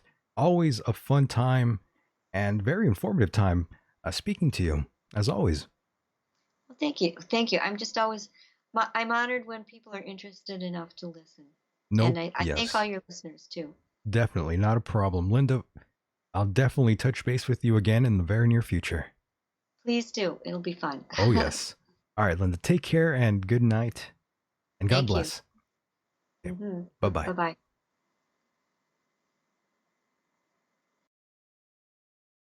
And there she goes, ladies and gentlemen. That was Linda Godfrey. Definitely give her a hand. Go to her website. Drop her a line. It was very interesting. I hope you guys enjoyed that. And right now I'm looking at the time, and it's certainly that time to go on a little break. And when I come back, another brave soul will join us here, Neal from the Open Eye Project. Stay tuned.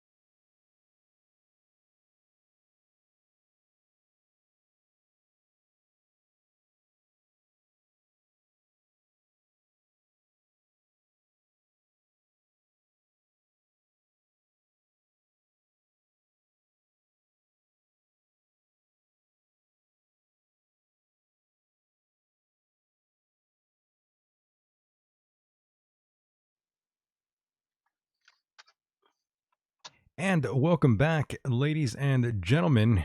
Here we are again on the second half of the program, and now I'm joined by a second soul. Neal, what's going on, my friend? Hey, I'm still out in the wilderness, you know. Um, Hey, you're still out there. yeah, I'm still alive. I'm still here with y'all. I love y'all so much. You know, I'm sacrificing my life to give the message of what's really going on. You know, tonight I heard some person was talking about the same stuff about what I'm talking about, like aliens and vampirism and stuff like that. So there's I heard about one guy. I forgot what it's into paranormal, I think, by some dude. I was listening to that earlier. So I'm kind of glad that I'm not the only one, you know, telling people about this. You know. Right. And of course, you were patiently waiting before you were on the program. Linda Godfrey was on just a few moments ago. What did you think about that? Well, I'm glad she's doing that because she's part of the disclosure. I mean, everybody like you, Mike, you're part of the disclosure. I know you told me you just started doing this stuff, and we're all part of the puzzle. I mean, we have to put all this together. And I actually seen werewolves before, but it's in the invisible dimension. I actually seen a Bigfoot. I think this old man was telling me about this Bigfoot person in California. Right. He carves these wooden things with chainsaws. You know how they carve bears and stuff like that. And he told me about this Bigfoot he saw, and it had like reddish hair or whatever. And then I drove toward town, and I was like looking toward the woods, and I saw something with red eyes, and I could see a figure, like hairy figure, Sure. and he looked like a Sasquatch. Yeah, that's And creepy. but he had like red eyes, and it was like, wow, man, I could see that, you know. Right. And So go ahead. sometimes when I but so I believe in a lot of stuff that people are saying, Right. you know, because I've seen it, Right. And Neil, I was just you going to know. say you have this group called the Open Eye Project. How did all that begin for you? Well, I started it this year. Um, you know, I didn't want to do the Facebook thing because I didn't believe in someone being a friend and you don't Right. even know this person. You know, I don't even know these people, you know. So it's like, but uh, I started a Twitter thing in November, and I started talking with, you know, uh, Fade to Black, what's his name? Uh, and so I said, you know what? I have to reach out my hand out to people and my voice to people. And I said, you know what? I'm gonna do the Open Eye Project, but you know what? It's way overdue, Michael. It's way overdue. Why hasn't no one did this Open Eye Project? And the things I'm telling people, uh, it's scientific research. You know, I look at everything scientifically, and I see these invisible dimensions now for over 13 years, For over 13 and they years. look It's a long yeah. time. I've been doing research for 13 years. Ever since I found out about my mother, she was born on the 27th. She died on the 27th, and she was 27 years old when she died. She died on the seventh month, 27 of 67, and I was 43 years old, which is a seven. And it was like, you know, this is time to wake up. So I started doing research in numerology. I found out about my birthday is March the 20th. The day of spring is the 13th sign. It's in between the 12th zodiac and the first zodiac. Okay. And it's 1 foot on land and 1 foot on the sea. Okay. Like the Pisces and the Ram. So if you spell my name, if you take land and sea, you go in from land, go down to EA for sea, and go back up to L. It's a fish sign. So, I mean, my name is Neal, but it's not the dude on Metrics. You know, the Right. movie Metrics is like a prophecy. So, but the spirit world told me I had to tell people about my birthday and about my mother, and I connected something, man. I mean, I went into Notre Dame's writings, and I said, you know, there's got to be something because I'm doing supernatural stuff. So I said, I got to find out if he has any information for me. And I found out that someone was supposed to die on the day of their birth. Ooh. And it's at the very end of the quatrains of Notre Dame. You know, I'm challenging people. Go look it up. You know, I'm not going to go find it for you. Go research like I'm a researcher. Go find it, and then after that, it talks about the Saturn's going to come too late. That only 70 people are going to survive, and then it talks about burning. You know, set stuff on fire. Yeah. So I'm using my powers and to protect myself too. But you know, but I love y'all, man. I mean, the DNA. See, aliens have created this. When we lost the war, they took all our fathers away with technology and knowledge of the universe, and then they made the Earth like a zero civilization. That's how it happened. And then that's why no one knows knowledge. So any knowledge that we get is from the good aliens that's trying to tell us. You know, they call us light workers, that they're, you know, sending us messages or downloads about what's going on, and I'm part of that. You know, I'm not like the last testament. So you know, I could see these beings. They're in the trees. I mean, I did the motorbike thing uh, because they're sucking out energy. It's technology, you know, it's vampirism. And they keep us, instead of being a 12-volt battery, we're down to 2 volts. So that makes you blind. And your hearing is, you can't hear nothing. You know, psychic, you know, psychic abilities. So when I did the motorbike thing, it's like alchemy. I rode the motorbike for a year, and then I started to look in the clouds. You know, I was doing all my research. I looked at the clouds, and I saw that they were talking to me, and I had telepathy, and I started communicating with them. And I was looking in the trees, and I could see them in the trees. I went in the forest. They're in the forest, you know, and I developed night vision. Now, a lot of people could do these things. That's why I'm doing the Open Eye Project.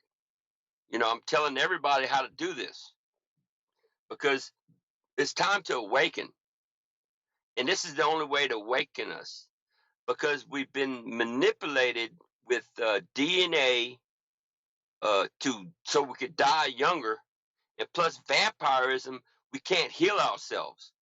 That's why we get sick all the time and die of, you know, these bad diseases. So this is the plan of the evil aliens from that moon.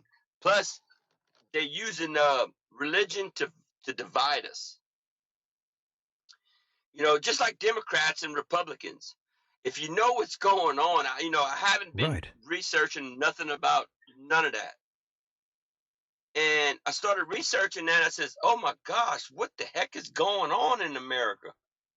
I mean, We're very the divided. name game, just like, yeah, we're divided. You would fail, right? Right. They're trying to divide the communists. They're coming into the country, and they're doing this on. Look what they did to Venezuela. How Oof. can a democratic country have a communist president?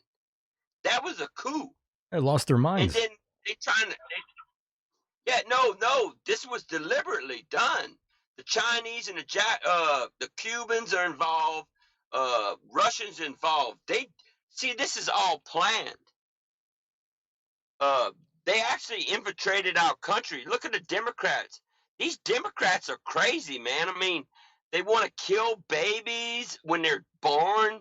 I mean, they want to Yeah, take our guns away. Neil, I have to say, Uh, I've always been they, pro-choice since the longest.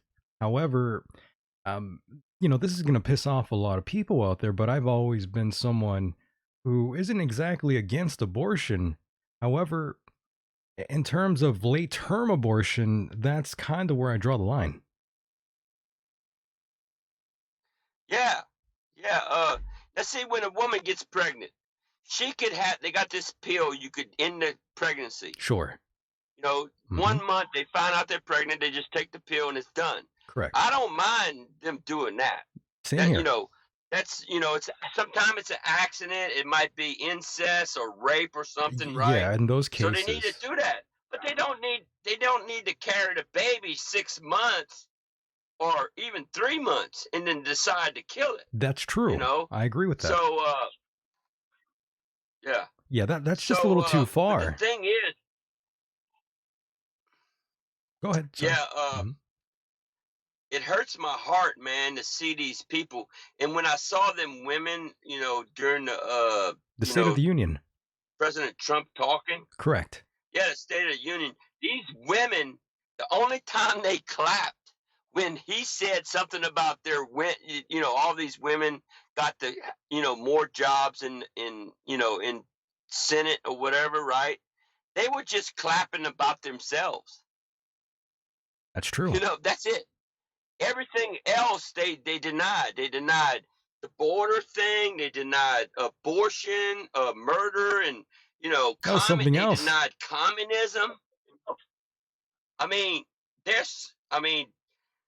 We have communism in the Democratic Party. That's the deep state. And what was that dude named David Wilcock? He's been talking about this deep state thing. But I haven't been, trying to figure that out because I've been, doing my research, right? Sure. I'm busy doing your thing. Field research. I see, like alien spaceships in Utah, and all these other scientific research things I'm doing. I've been busy, but I never wanted to deal with religion or politics because they're all liars.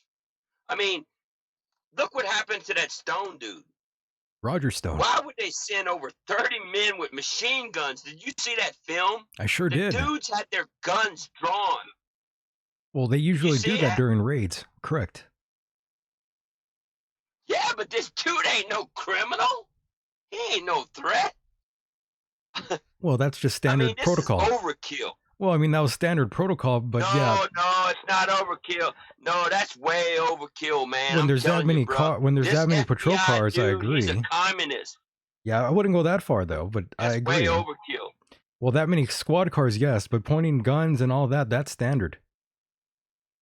And anytime there's a raid, you're gonna get anytime there's a raid, you're gonna have a gun pointed at you. Have you never been involved in a raid before? No, but it wasn't about drugs or nothing, man. You gotta look. Some of the FBI said this was overkill. I mean, can you calm down, by the way? Dude is like a gangster. Neal, calm down. Running it. Neal, you're gonna have to calm down. The audience is getting scared of you. That was sarcasm, by the way. Oh, really? No, I'm joking though. Oh, okay. I'm just playing with you. Man, maybe I'm too loud. That's okay. Don't worry. But I talk loud though. It's okay. Don't worry. But I haven't been looking at this stuff, man. I mean, I don't want to really get involved, but our country is falling apart. I mean, it's pretty bad. That's true. I see the communists in. If you listen, see, I'm a psychic. I do profiling, like FBI profiling. I even went to the FBI and told them, "Look, I need to work for y'all." You actually went to the feds. I gave them I went to them, and I talked to 2 agents in California. We set up a date. That's crazy. And that was two and a half years ago. And then they started these lasers them burnings in California. These forest fires. Right. They've been killing these demon aliens. I actually seen it on film. I actually saw an alien pinned down, and a blue laser was coming down on him. You saw an alien? And yeah, on film. Amazing. I actually saw it. I said, "Oh man, yeah, they're doing them." But see, I went to the FBI and I told them they got to evacuate cities like Los Angeles or San Francisco and just burn, take flamethrowers and blow up the buildings because they're all in the buildings because I could see them. And you told the FBI that? And I told them about that. Holy hell. Yeah. And I told them I did remote viewing. I actually remote viewed the CIA. And I told them about that. And I said, look, I saw the atom bomb blowing up. That was the first remote view I saw. Then I saw an alien, and I looked at him, and I was like in this room, and they had a metal table, and he was on the other side of the table, and I bent my head and says, "Oh my gosh, there's an alien," and he turned around and looked at me like, what the heck are you doing in here? I said, "Oh my gosh, aliens could see my invisible body." Uh-oh. Because in the invisible dimension, you're supposed to be visible, invisible, right? Well, when he seen me, I said, "Oh crap, you could see me," and I started to run to get out the room, right? And he was following me, and I told him about that, and then I saw the Looking Glass project. I was in a hangar, and they had a building with this turtle shell fabric on this 10 by 10 building, and this dude had big glasses, and this woman had her hair in a bun and French curls, on her bangs. And she had this poncho, with the same material, like, how you get your hair cut and it's got like a poncho thing or whatever? Sure. She was a psychic. And I explained that to him. And later on, when we was leaving, he said, "You know what? We got to go to the judge and get a court order to remote view people." So what he was telling me, he knew about remote viewing. He was like saying, "Oh yeah, we do it too." But and I told him, I said, "Man, I'm supposed to work with y'all, man. Y'all have no idea what y'all dealing with, and or NASA." And so Neal, basically now, I mean, Neal, I have to ask you. So basically, you're gonna have to await a visit from a couple white vans in a few weeks from now. Yeah, maybe They're gonna go to your house. They're supposed to be black, like the Men in Black. Well, yeah, you would suspect that, but now they're just standard white. Well, there was a day and a time I was about a week ago, no, a month ago. My phone started beeping. It's a new phone I got. It started beep, beep, beep, beep, and then it turned off. So they know my name. Anytime I get a phone, the reason why I wanted them to know who I was because I'm supposed to help them. So when I'm on the radio, I'm actually giving them free information, about what's going on. But I'm supposed to try to stop this World War III. But the problem is the Chinese dictator, they're crazy. I mean, you can't stop a crazy, like North Korea. You can't stop these people unless you just kill them. So I can't change that future, but Neal, I have to stop you there really quickly. I don't want to see how. Neal, I have to quickly stop you there really quickly and just ask, in your younger years, did you even have an interest in any of these things? Well, when I was younger, I was a little kid and I was running to the mulberry tree. I was going to beat my brothers to the mulberry tree on the weekend, and we climb. It's a mulberry tree. You eat it's like blackberries. You eat. You climb up the tree and just eat them or whatever. And it's like a clubhouse. We was hanging out, and I was running there one day when I was young, and something tripped me. And then once it tripped me, I was like trying to get up, and my brothers were passing me up on their bikes, right? On the trail. But I couldn't get up. Something was holding my hands down in the ground. and I couldn't move my hands. So I got up and I says, "Hey, man, I was looking behind me. Like, what tripped me? Was it a stick, a rock, or a root?" And I just realized something clicked in my head. It says, "Hey, man, someone was holding my hand down." I got mad.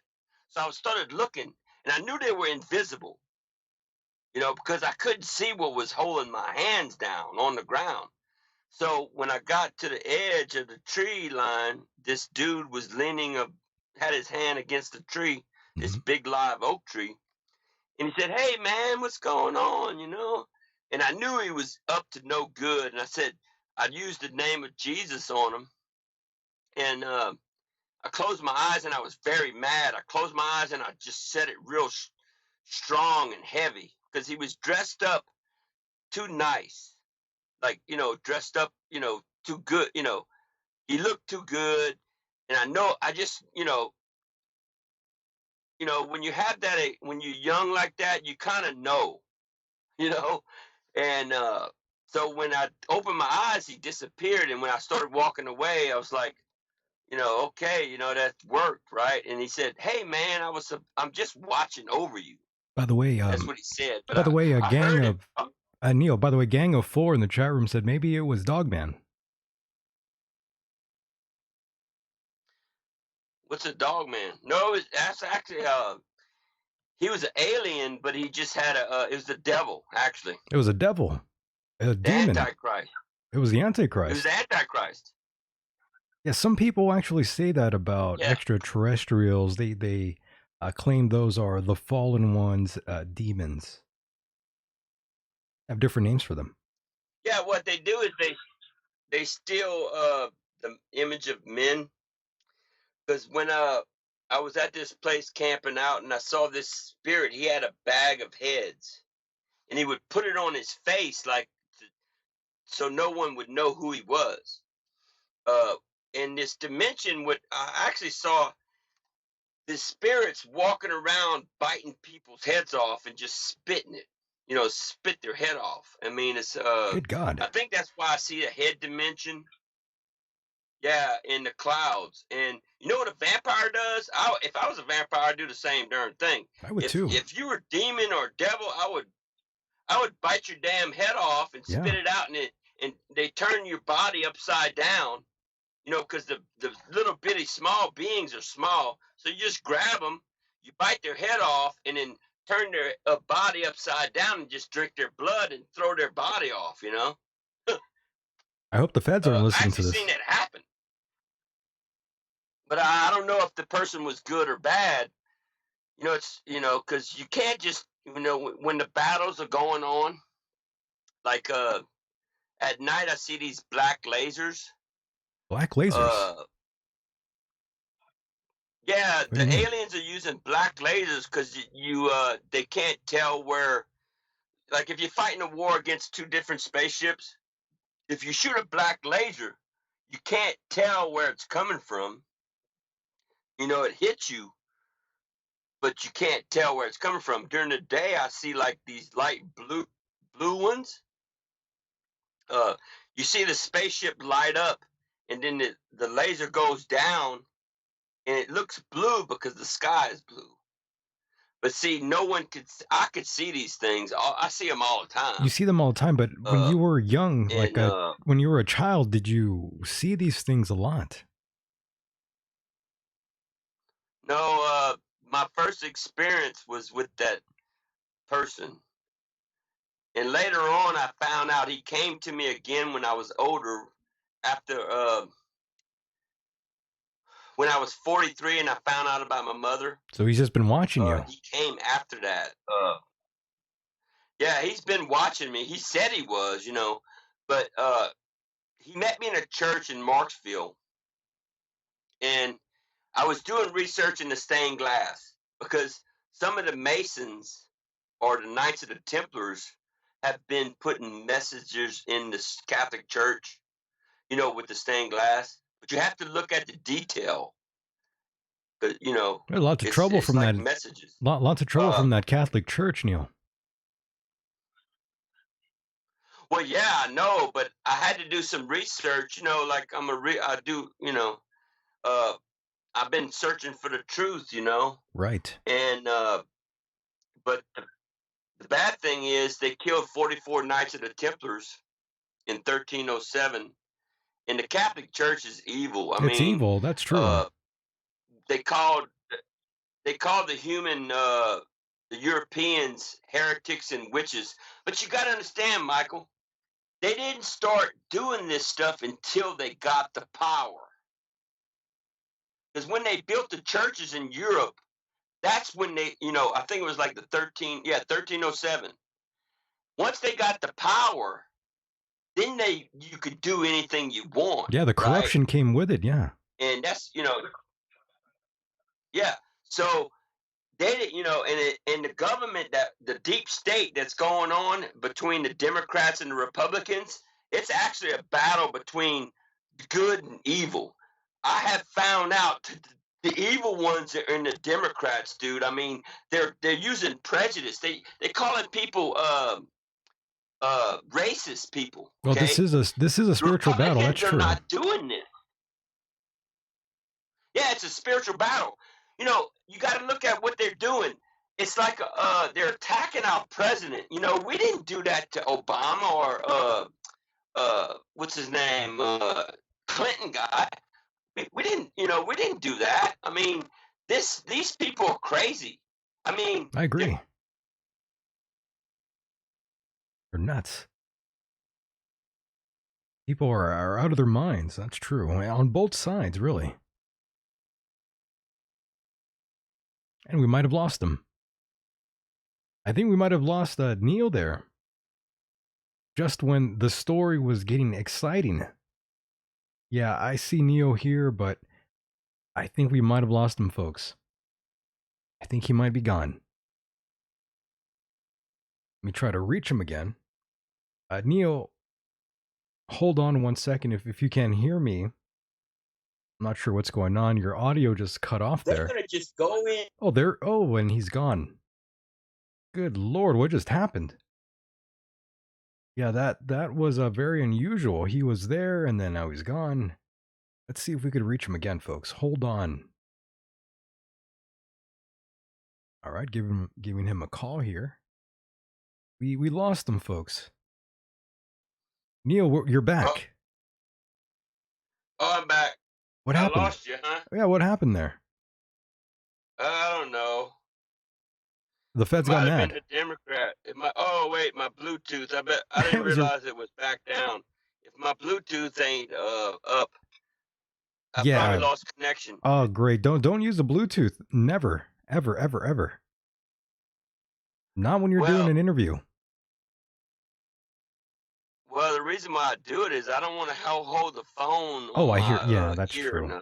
That's true. I understand. You definitely need to get some headphones or something. That would definitely help. But the Bluetooth, it's just terrible. It never works out well, especially when you're doing something like this. Yeah, I didn't realize it was halfway. I don't know what messes with my knob sometimes. Don't worry.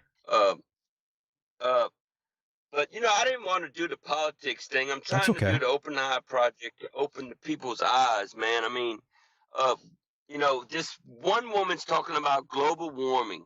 Okay, Michael, the main thing we have, I'm gonna give you the main problem about the United States is the nuclear energy that's you remember what happened in Japan, the tsunami, and that nuclear waste is going in the ocean? How can I forget? Yeah. Right. Yeah. What? All these animals are dying. I mean, the fish, if you ever seen a special, I've seen it. They're getting tumors on their lips and stuff, all the fish in the ocean. That is one of the biggest problems we have besides, you know, China and Russia, you know, starting war. And that's two, right? So the third one is all these people invading the southern border. Now that's three. So what you got to do is you have to look at the three major disasters that would happen. One of them is the water that we need to clean up the ocean. The other one is the invasion in our southern border and the Russian war. That's the three main issues. It's not global. This girl, Cortez woman said, "Oh, we got in 12 years, the world's gonna end because of global warming." Oh my gosh, this girl is like the airhead. I mean, she is so stupid. I mean, you know, but Amazing. people's gonna have to understand. You know, these are the three main things that I see. You know, Right. and the other one is the fourth one is the communism in America. Actually, there's four that I'm worried about, and I think we all need. I mean, every radio station, every and well, the CNN, the fake news. That's five. The fake news stuff. That's five actually. So I gave you five things that we really need to, pay attention to save this planet. You know, and Yeah, this is there's a prophecy. Really, I there's could a lot see of it. I think nonsense. everybody could. Yeah, there's a lot of problems. Problems, yeah. I agree with you on that. Lots of issues around the world. And it's who knows, maybe the world could end in 12 years, but not by global warming. No, nuclear bombs. Well, that I could I agree mean, with, World War yes. II. World War. I'd rather be in World War II and fight a war then instead of fighting a war now, because these crazy idiots. Imagine if Hitler had the atom bomb, right? Or Mussolini had the atom bomb, Thank or God. Japan, Oh. had the atom bomb then. These times, and then the bad thing is these Democrats are attacking our president, and we need to think about what's going on, with this world. This stuff they're doing is insignificant. It's almost, I'll tell you what, if he calls for a state of emergency and arrests these Democrat people and put them in military jails and have, for treason, this is treason. I don't think they could This do is that, like though. a coup. But I don't think they could. Oh, of course. Oh, yeah, of course they could do it. I'm telling you what. I tell you what. If I was president, I would take 1,000 or 10,000 men and go in the FBI and raid them like they did that Stone dude, Roger and Stone. put them in military jails and find the evidence. The evidence is what comes out your mouth. I've been watching some of these Democrats talking bad stuff to this internal general, whoever he is.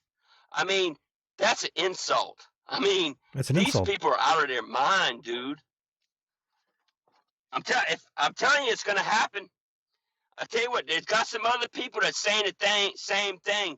You know what? It's going to be either good or evil is going to rule this United States or this world. And if we don't stand up as one people for freedom and justice for all, we're going to lose. Amazing. Yeah. I mean, I'm telling the truth, man. You know what some people says, oh, a prophet's going to come and talk about parables. It's not no time for parables. I have to tell the truth, nothing but the truth. And I could see these military men are going to die for freedom. I think there's a war coming, Neal. Oh, it's already happening, man. I mean, well, not just look here at in America. Venezuela, dude. Yeah. I mean, that was a plain coup.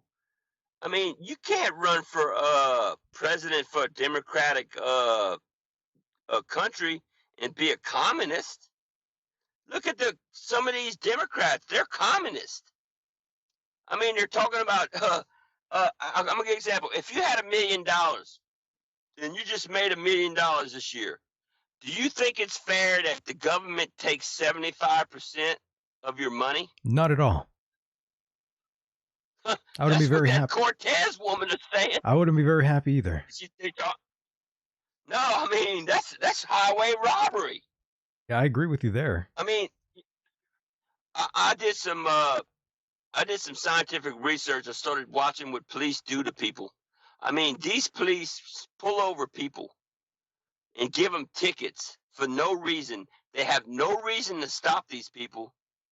And they say, well, give me your license in the state of California. And then he says, I don't have to give you my license. Did I break a law? He said, and then the cop says, no, you didn't break a law, but I'm just doing whatever, you know. You have to have probable cause. You know, you can't just go to these names they're calling out, like the Republicans, unless a crime has been committed. You can't investigate people unless there's a crime. By the way, I just That's want what's to. going on. I mean, By the way, Neil, I just wanted to quickly add that I've seen a lot of various police footage thanks to a website called flyheight.com. Quick shout out to them.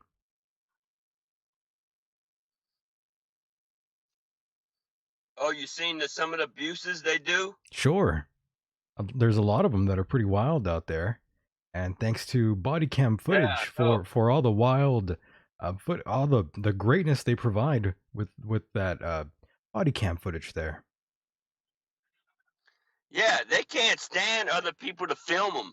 Yeah, they get pissed. You know, they got a camera, but they get pissed. They get mad as shit. But they got a camera, and what happens is when you go to court, all the footage is gone.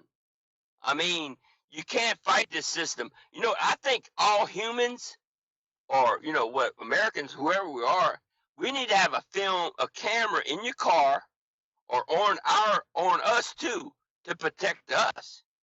Because you know what? This is what a law is. It says when anybody's for the army or police, it says we have to defend any threat from anything that's foreign or domestic. That means on, the law enforcement. You see what I'm saying? That's why we carry guns and stuff. And they want to take away the Second Amendment. They want to take away our guns. That's not good. I mean, this is, Mike, I'll tell you what, Michael, I'll tell you what, I really don't want to see what's going on. I really don't. I mean, this is so crazy. It is crazy. I agree. I mean, this is treason. You know, if George Washington come back, he would line them people up and shoot them with a firing squad. No questions asked, no court. He would just say, look, no court. You're treason. You're treason. No court at all. He would just say it, bam. And that's what they did. If anybody was a treason, they would shoot you, you know, or hang you. I think they still got that law. They can actually hang people. Good Lord. It's still a law on the books, too. I don't think there's been a hanging in a long time. I tell you what. Well, unless you live in Mexico. Well, I can't wait. I can't wait to see some hanging going on, because I tell you what, I'm psychic. I could tell when it's got collusion. I mean, this is like a witch hunt. I mean, and then you have what? Fake news?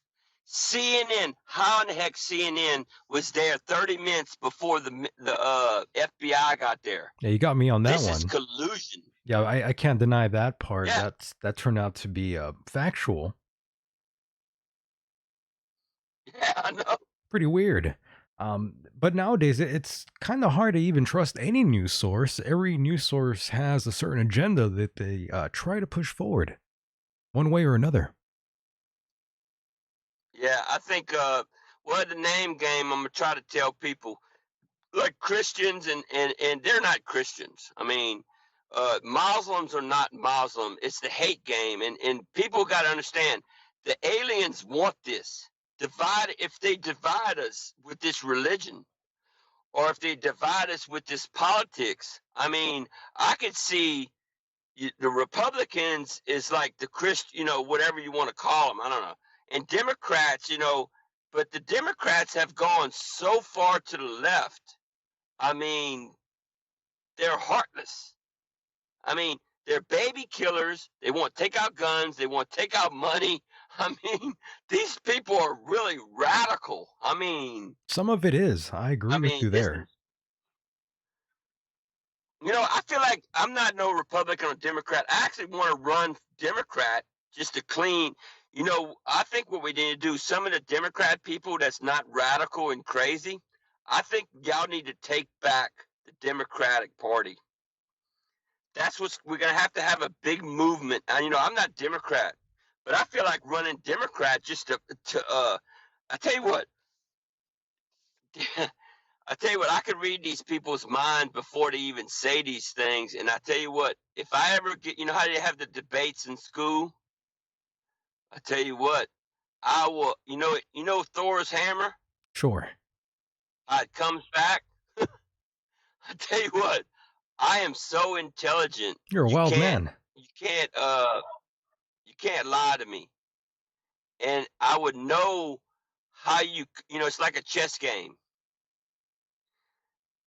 They might have one queen, but I got 12 queens in the chess game. You understand? Yes. I certainly do. So that's yeah, so that's there's no I tell you what, if they ever find out who I really am, they would never stand up against me, you know. I mean, shut up or run. Amazing.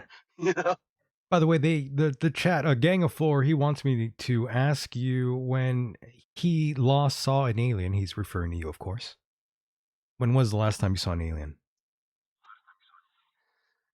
Oh shucks, I see them every day. They're Every in day. the trees. I mean, I was looking at one of them today.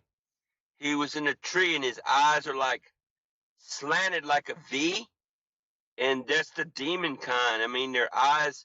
See how our eyes are horizontal. These demon ones, their eyes are like pointed toward. You know, it's hard to explain. I got a photograph. I could actually You got a send it to you. photograph? Oh, well, you should have sent me one beforehand. Yeah. I got a photograph of one of these aliens that his eyes are slanted like up and down, like they're pointing toward his nose or whatever. They're not horizontal like See, some aliens' eyes are normal like humans, and these other aliens, I think they're reptilian grays or whatever. But when I was doing my research, I saw this dude. They call him Jesuit. He was bigger than the moon. And he was like aiming at the moon, and he threw these reptilians over my head. And what I think it was, I think he wanted me to see him, you know, in the one dimension. And me and him probably talked, you know, and we said, "Hey, man, you need to throw these things over me so I could see them." So I'm not gonna, you know. And what happened was when I was riding my motorbike around Sacramento, I saw him, and he aimed at the moon and threw them off the moon, because I throw these spirits out of my car. Wait, what do you mean? Same way. I aim at my car and I throw them in the sky. I do the same thing. Wait, what on earth? What do you mean you throw them out of your car? What? Yeah, when I go into cities, they get inside the car, in my back seat and stuff. And what I do is I walk in front of the car and I aim at my car and I throw them to my left, because I usually, it's called sweeping. You sweep them out. And it's kind of like an onion. I could throw one time and then try to throw again, and I could still see it. There's, you know, it's like dimensions on top of dimensions, like parallel universe. I mean, they're so packed up in my car, and what I'm trying to get is the small ones out, because they're more evil. And what happens when I throw a big one out, it pulls the small ones out at the same time. And I throw them up in the clouds, or I throw them up in the stars. And or like a spin move, okay? Imagine if I get out of my car and I aim at my feet, and I spin around like a corkscrew, right? And I keep on spinning with my eyes aiming at, you know, it's like pulling the trigger or whatever you call it. And you throw them, you go upward. So anything that's around you, you know, if the enemies got you surrounded, you do the spin move. It's like a tornado. It starts a vortex, and you throw them up in the space, and you get them away from you. So I call that the spin move, you I know. never heard that So before. in case people, well, you know that movie Metrics, Sure. how Neil was fighting all these Smith people. The That, Smith people are actually the religious people that's brainwashed. that was actually The Matrix 2. And well, well, yeah, well, two, whatever. Correct. And then that's what happens. Let's see, over a million. I remember some woman said, Neil, they have over 1 million angels brainwashed in the Catholic Church. Okay, so if you're blind in this dimension, which is the one dimension that we're living in, you're blind in the next dimension. You see what I'm saying? Right. Yeah. And it's all about brainwashing. I mean, this earth has been controlled for thousands of years. So, and with my birthday, you know, you got to understand, people have to write down these things because, you know, a lot of y'all have been abducted. Your memories are not good.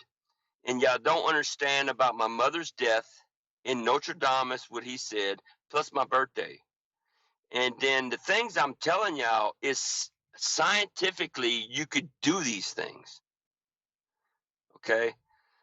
So, actually, one day y'all gonna see me in front of Congress telling them, it says, look, y'all fighting against the president. Maybe y'all need to fight against these darn invisible dimensions. And you know, instead of fighting amongst the Democrats and the Republicans, we need to put.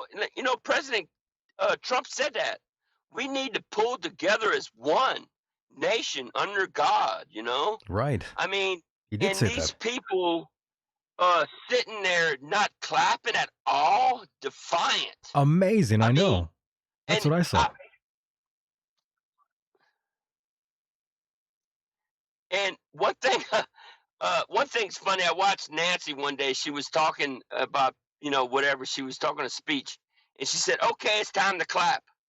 I saw that. And she said it 5 times. Okay, that is ridiculous. That She's is a like control. That's like religion. she has a Hey, it's very time for y'all to clap. she's a very odd one, isn't That's she? sick. Her facial reactions as well were Yeah, pretty strange during that whole thing. yeah, but yeah, but she can't even talk right. Her speech is like she reminds me of the Clinton lady when she's talking about stuff. She can't even say the words right. I mean, you could see like when she's talking, a blank comes over her face, like no, you know, no comprehension. When if you look at somebody and they're talking and no comprehension is in their mind, like they have an empty mind, you could see it. It's like nothing's there. I mean, An NPC character. but it was like artificial intelligence. You got to understand, artificial intelligence is controlled to think. It's like when you put a program in it, like religion, or a program like democratic. Okay, it's time to clap. I mean, that's that's like, golly, I've never seen that before. That was weird, yeah. This never happened, Mike. Well, that was Michael. that was a very strange one. I This has agree. never happened. Yeah. I know. We were This has never happened. we were viewing something very odd. Yeah, it's like mind control stuff. I was just about to ask you that. Do you think she's under some kind of form of mind control, Neil? Some MK Ultra project? I don't know, man. I don't know. I can't. The thing is, you could tell by the way people talk. It's I seen her talk about like, oh, like she was behind the president. She says, "Oh, no, no." She was like waving, and I saw her talking, like trying to do lip talking, and I was like reading her mouth. She was trying to say stuff. You know, I think they have a secret code where they don't do nothing on television or TV, you know, or cell phones, because it's like a secret society. So they use like a telepathy thing, because there's no way the FBI could prove, if you're talking on the phone, because if you talk on the phone, they could subpoena that. And and one of them FBI said on the hearing, he says, "Oh well, we can't subpoena phone calls." That's about the biggest lie I ever heard. Of course they can. I mean, you could get a transcript of me and you talking, on the phone, That's true. and have it for evidence. They usually do. And then the dude says, "Oh, yeah," but the FBI dude, you know what he said? You can't do that. It's like, you're a damn liar. By the way, Neal, for the longest I can't time, believe he even. every single conversation is basically being recorded. Cell phone, landline for the longest time. Yeah. Well, they got computers that do that because they're trying to find out who's the communist. I'm gonna give you an example. You got FBI, CIA, but then you got some other ones that I'm not gonna name. But how one day this this deep state, they're gonna get arrested pretty soon, and it's not gonna be it's gonna be under silent. It's gonna be like military tribunals. It's gonna be secret, and so no one's gonna know about it. I mean, so it's already happening now. I mean, and that's why a lot of senators are trying to do this thing to find out what's going on, because they know that this secret stuff's going on. And the FBI is not above the law. They're Right. not. Yes, I agree with you there. They got good They do have good FBI people out there. Sure. And Plenty. I heard one FBI said something about, I can't believe that he sent that many people. That's like overkill Yeah, that would be to that Stone dude. I mean, right. That's not like a cartel or a mafia person or nothing, That's like Yeah, that was Lindsey. That was Lindsey. Yeah, that was Lindsey Graham, who was very upset about the whole ordeal. Yeah. Mm-hmm. But all the things that the Democrats that they found out they did wrong, they got evidence for them that they lied to Congress and did all these evil things. Nothing's happening to them. They're like throwing it under the rug, and you don't hear it. What they do is, well, if we throw this under the rug and then make a lot of action, things about the Republican people, everybody's going to believe in this false news CNN bull junk. But we're not going to talk about this. It's like sleeping, and I could see it. I'm psychic, man. I could see my conscious mind. I could see all the lies. I could see the deep state stuff, because some people have been talking about this, but I haven't been doing any kind of research in it. But I tell you what, I'm a remote viewer, and I'm a psychic. I will find out what's really going on. Amazing. Sooner or later, And were you? That's why I told the FBI I need to work for them. Oh my God, I still can't believe you told the FBI. Well, I had to, man, because they told me to go to tell mankind. Well, about the demons sucking out energy. Look, the FBI dude I was talking about, I said, I'm a doctor. I studied vampirism. I looked at his eyes. He was a very strong man. He might have been the same age as me, but he had black rings around his eyes. I said, dude, they're doing you. These vampires are doing you bad. You look like you're almost dead. You told him that. I told him that. You told him that. I said, oh my goodness. I said, yeah, of course I told him that. And I said, Oh, he said, "Oh man, I haven't been getting much sleep lately." I said, "No, you're a liar, dude. It's vampirism." You know, I don't care if you're FBI. I don't care if you're darn president. I don't care if you're the God. I'm going to tell you the Yeah, truth, you let them no know. matter what. And yeah, I let them know, man. I'm trying to save these people. They don't understand. You know, there's something a lot more evil than the Russians and the Chinese. I know, if they didn't have nuclear bombs, they're right at the top with the aliens too.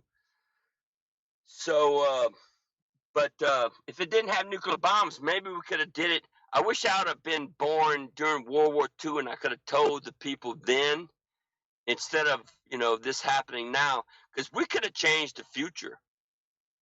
We really could. I mean, Chinese, Russia, we could be fighting these invisible demons and devils that's in our cities. And Well, China and Russia but are that was now my our plan to. yeah. Now China and Russia are our mortal enemies now. Yeah, I know. Yeah, they want to take us out. And the thing is, yeah, the thing is, our Democrats and senators are acting like children. When I'm watching these people talk to these other people, it's like a witch hunt. I mean, you could see they're crazy.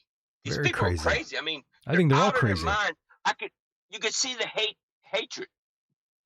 Have you ever seen people with hatred in their mind and you could film it? We got it on camera. You know what's going to happen people are going to look back in about 100 years from now and they're going to say, man, that dude was crazy, man. I mean, they must have been underneath some kind of mind control. I I agree mean, with you there tremendously, this is actually. People will it look kind of back. looks like religion people. Yeah, people will look back at this in 100 years from It's now kind and of like think religion. all of them were nuts. Yeah, not all of them. I'm talking about these crazy people that want to kill babies and take our guns away and take out money. I mean, that's three things you don't do. You don't mess with my children, you don't mess with my money, and you don't mess with my house. Okay? That's three things you don't do. That's enough to kill you for. Okay? Right?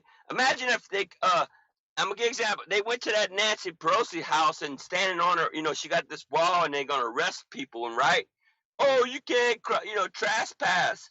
Well, these people are trespassing on our land. They're criminals. You know, Amazing.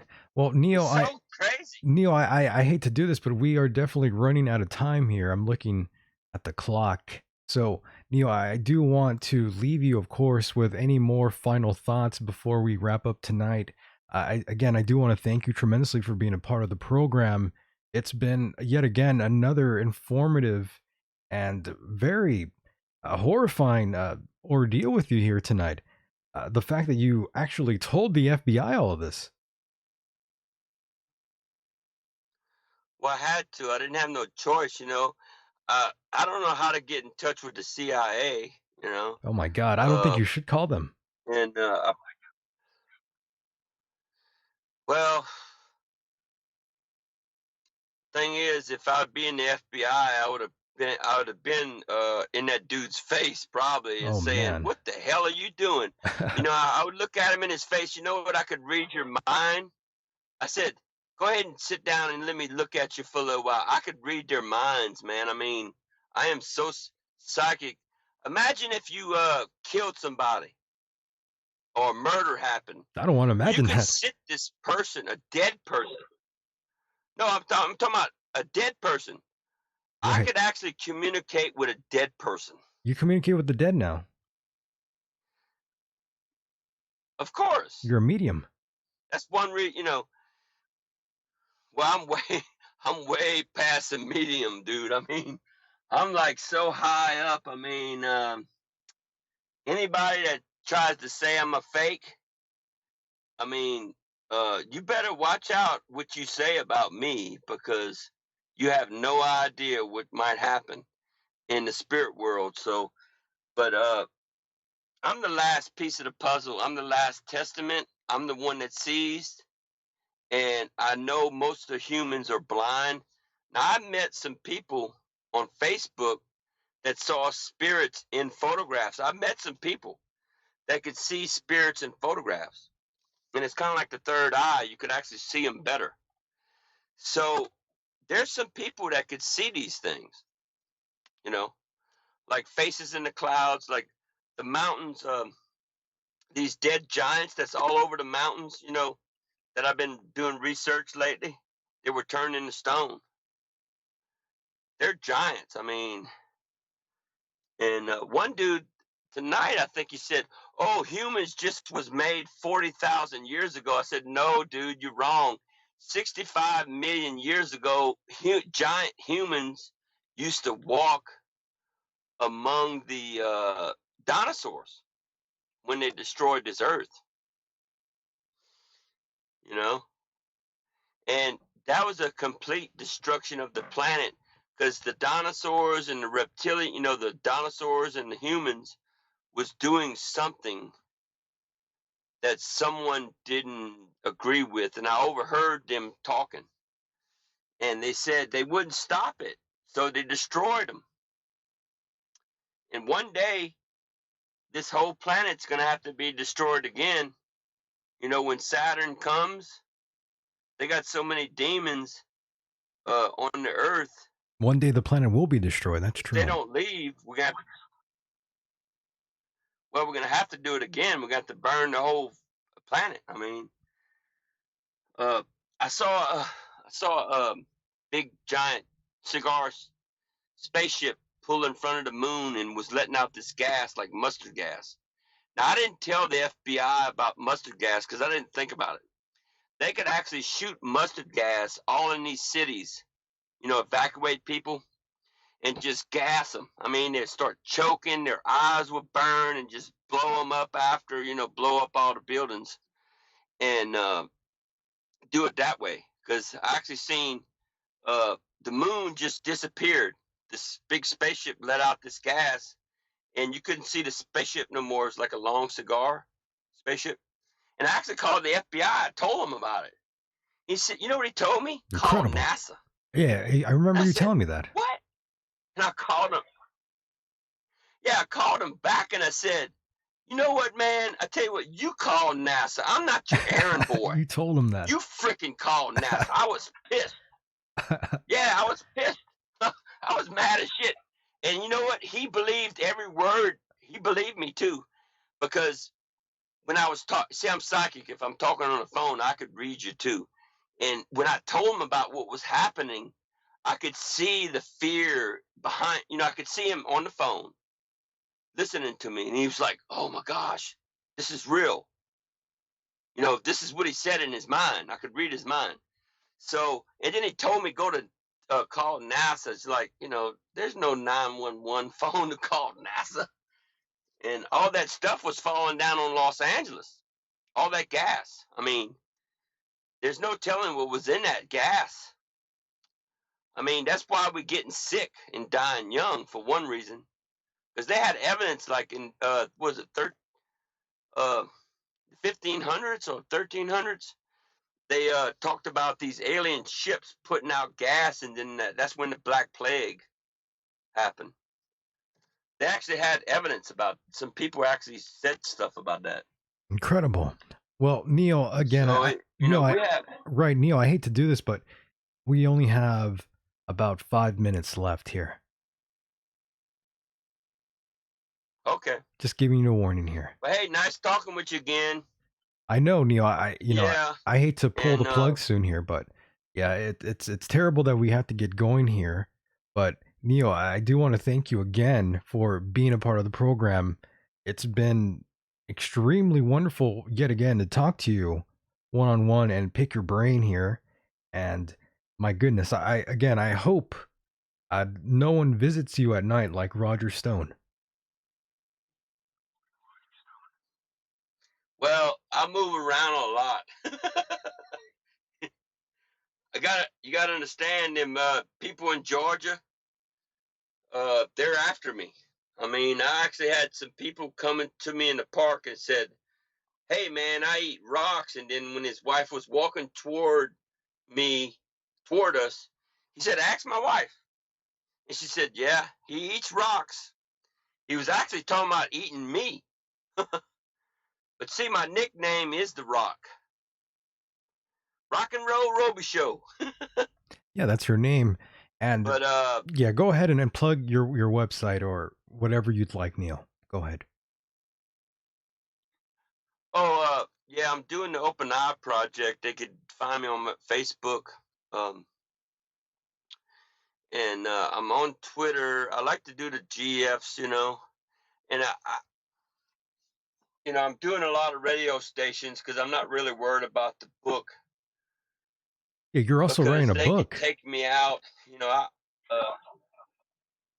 Well, I started a book with Hay House Publishing Company, but the problem was they'd lost all my material that I sent them, and then someone stole my computer Oh no. information to do the book.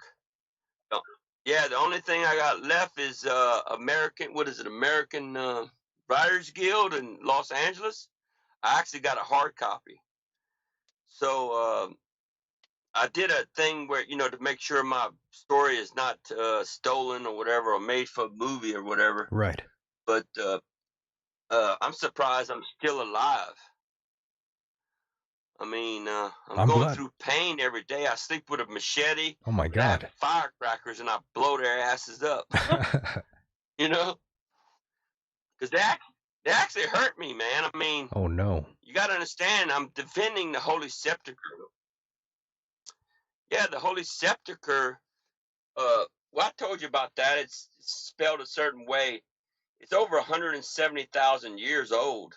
I mean, that spirit said, "I've been looking for the Holy Sceptercur for over 170,000 years," this mountain spirit said while I was passing by. So amazing. I'm the host. And wherever I drive, it follows me. I mean, this dimension is like really big. It's like an invisible moon traveling on the face of the earth. And as I move, it rolls. I mean, it lifts up clouds. Everything behind me goes up, and everything in front of me goes down. It's kind of weird. Indeed. I mean, yeah. So definitely go and check out his. 70 of us is supposed to. Definitely go check out his material out there, ladies and gentlemen. Give him a round of applause for being on the program here. Neal, thank you so much for being a part of the program. Loved it. Yeah. Well, I think we told, this 1 hour or whatever it is, it was enough. I'm tired of talking, actually. Yeah, I could hear it in you. I know you're winding down here, and I thought, okay, now I need to step in here because, you're getting a little tired, and I totally understand. Again, everyone likes you from the private messages I was receiving right now. And again, they want me to thank you for being on, and we'll talk to you again in the near future, my friend. Okay. All right, Neal. Say I goodnight. love you, Mike. Love you too, my friend. Take care. I love all the people. That's why. Love them all. That's why I'm telling people. That's why I'm telling people what's going on. Totally. Really appreciate that. You're doing a good job. Just don't call the FBI. You too, because you get you. Well, I had to. They listening to everything we talk about anyway. Well, that's true. Unfortunately, yes. Amazing. That's how they get free information. Right. They don't have to pay for it. I agree tremendously. Thank you so much, Neal. We'll speak to you again on the other side. All right. Good night. God bless. And there he goes, ladies and gentlemen. What a night that was. I had a great time. I want to thank all of you out there for enjoying both interviews here. I want to thank Linda Godfrey, of course, and our good friend Neal, Open Eye Project.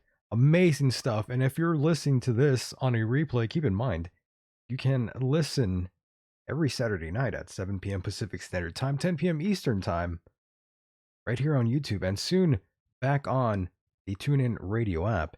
And if you enjoy this program, you can go to michaeldecon.com, and on the right-hand side of your screen, hit that little donate button there. Really appreciate that tremendously.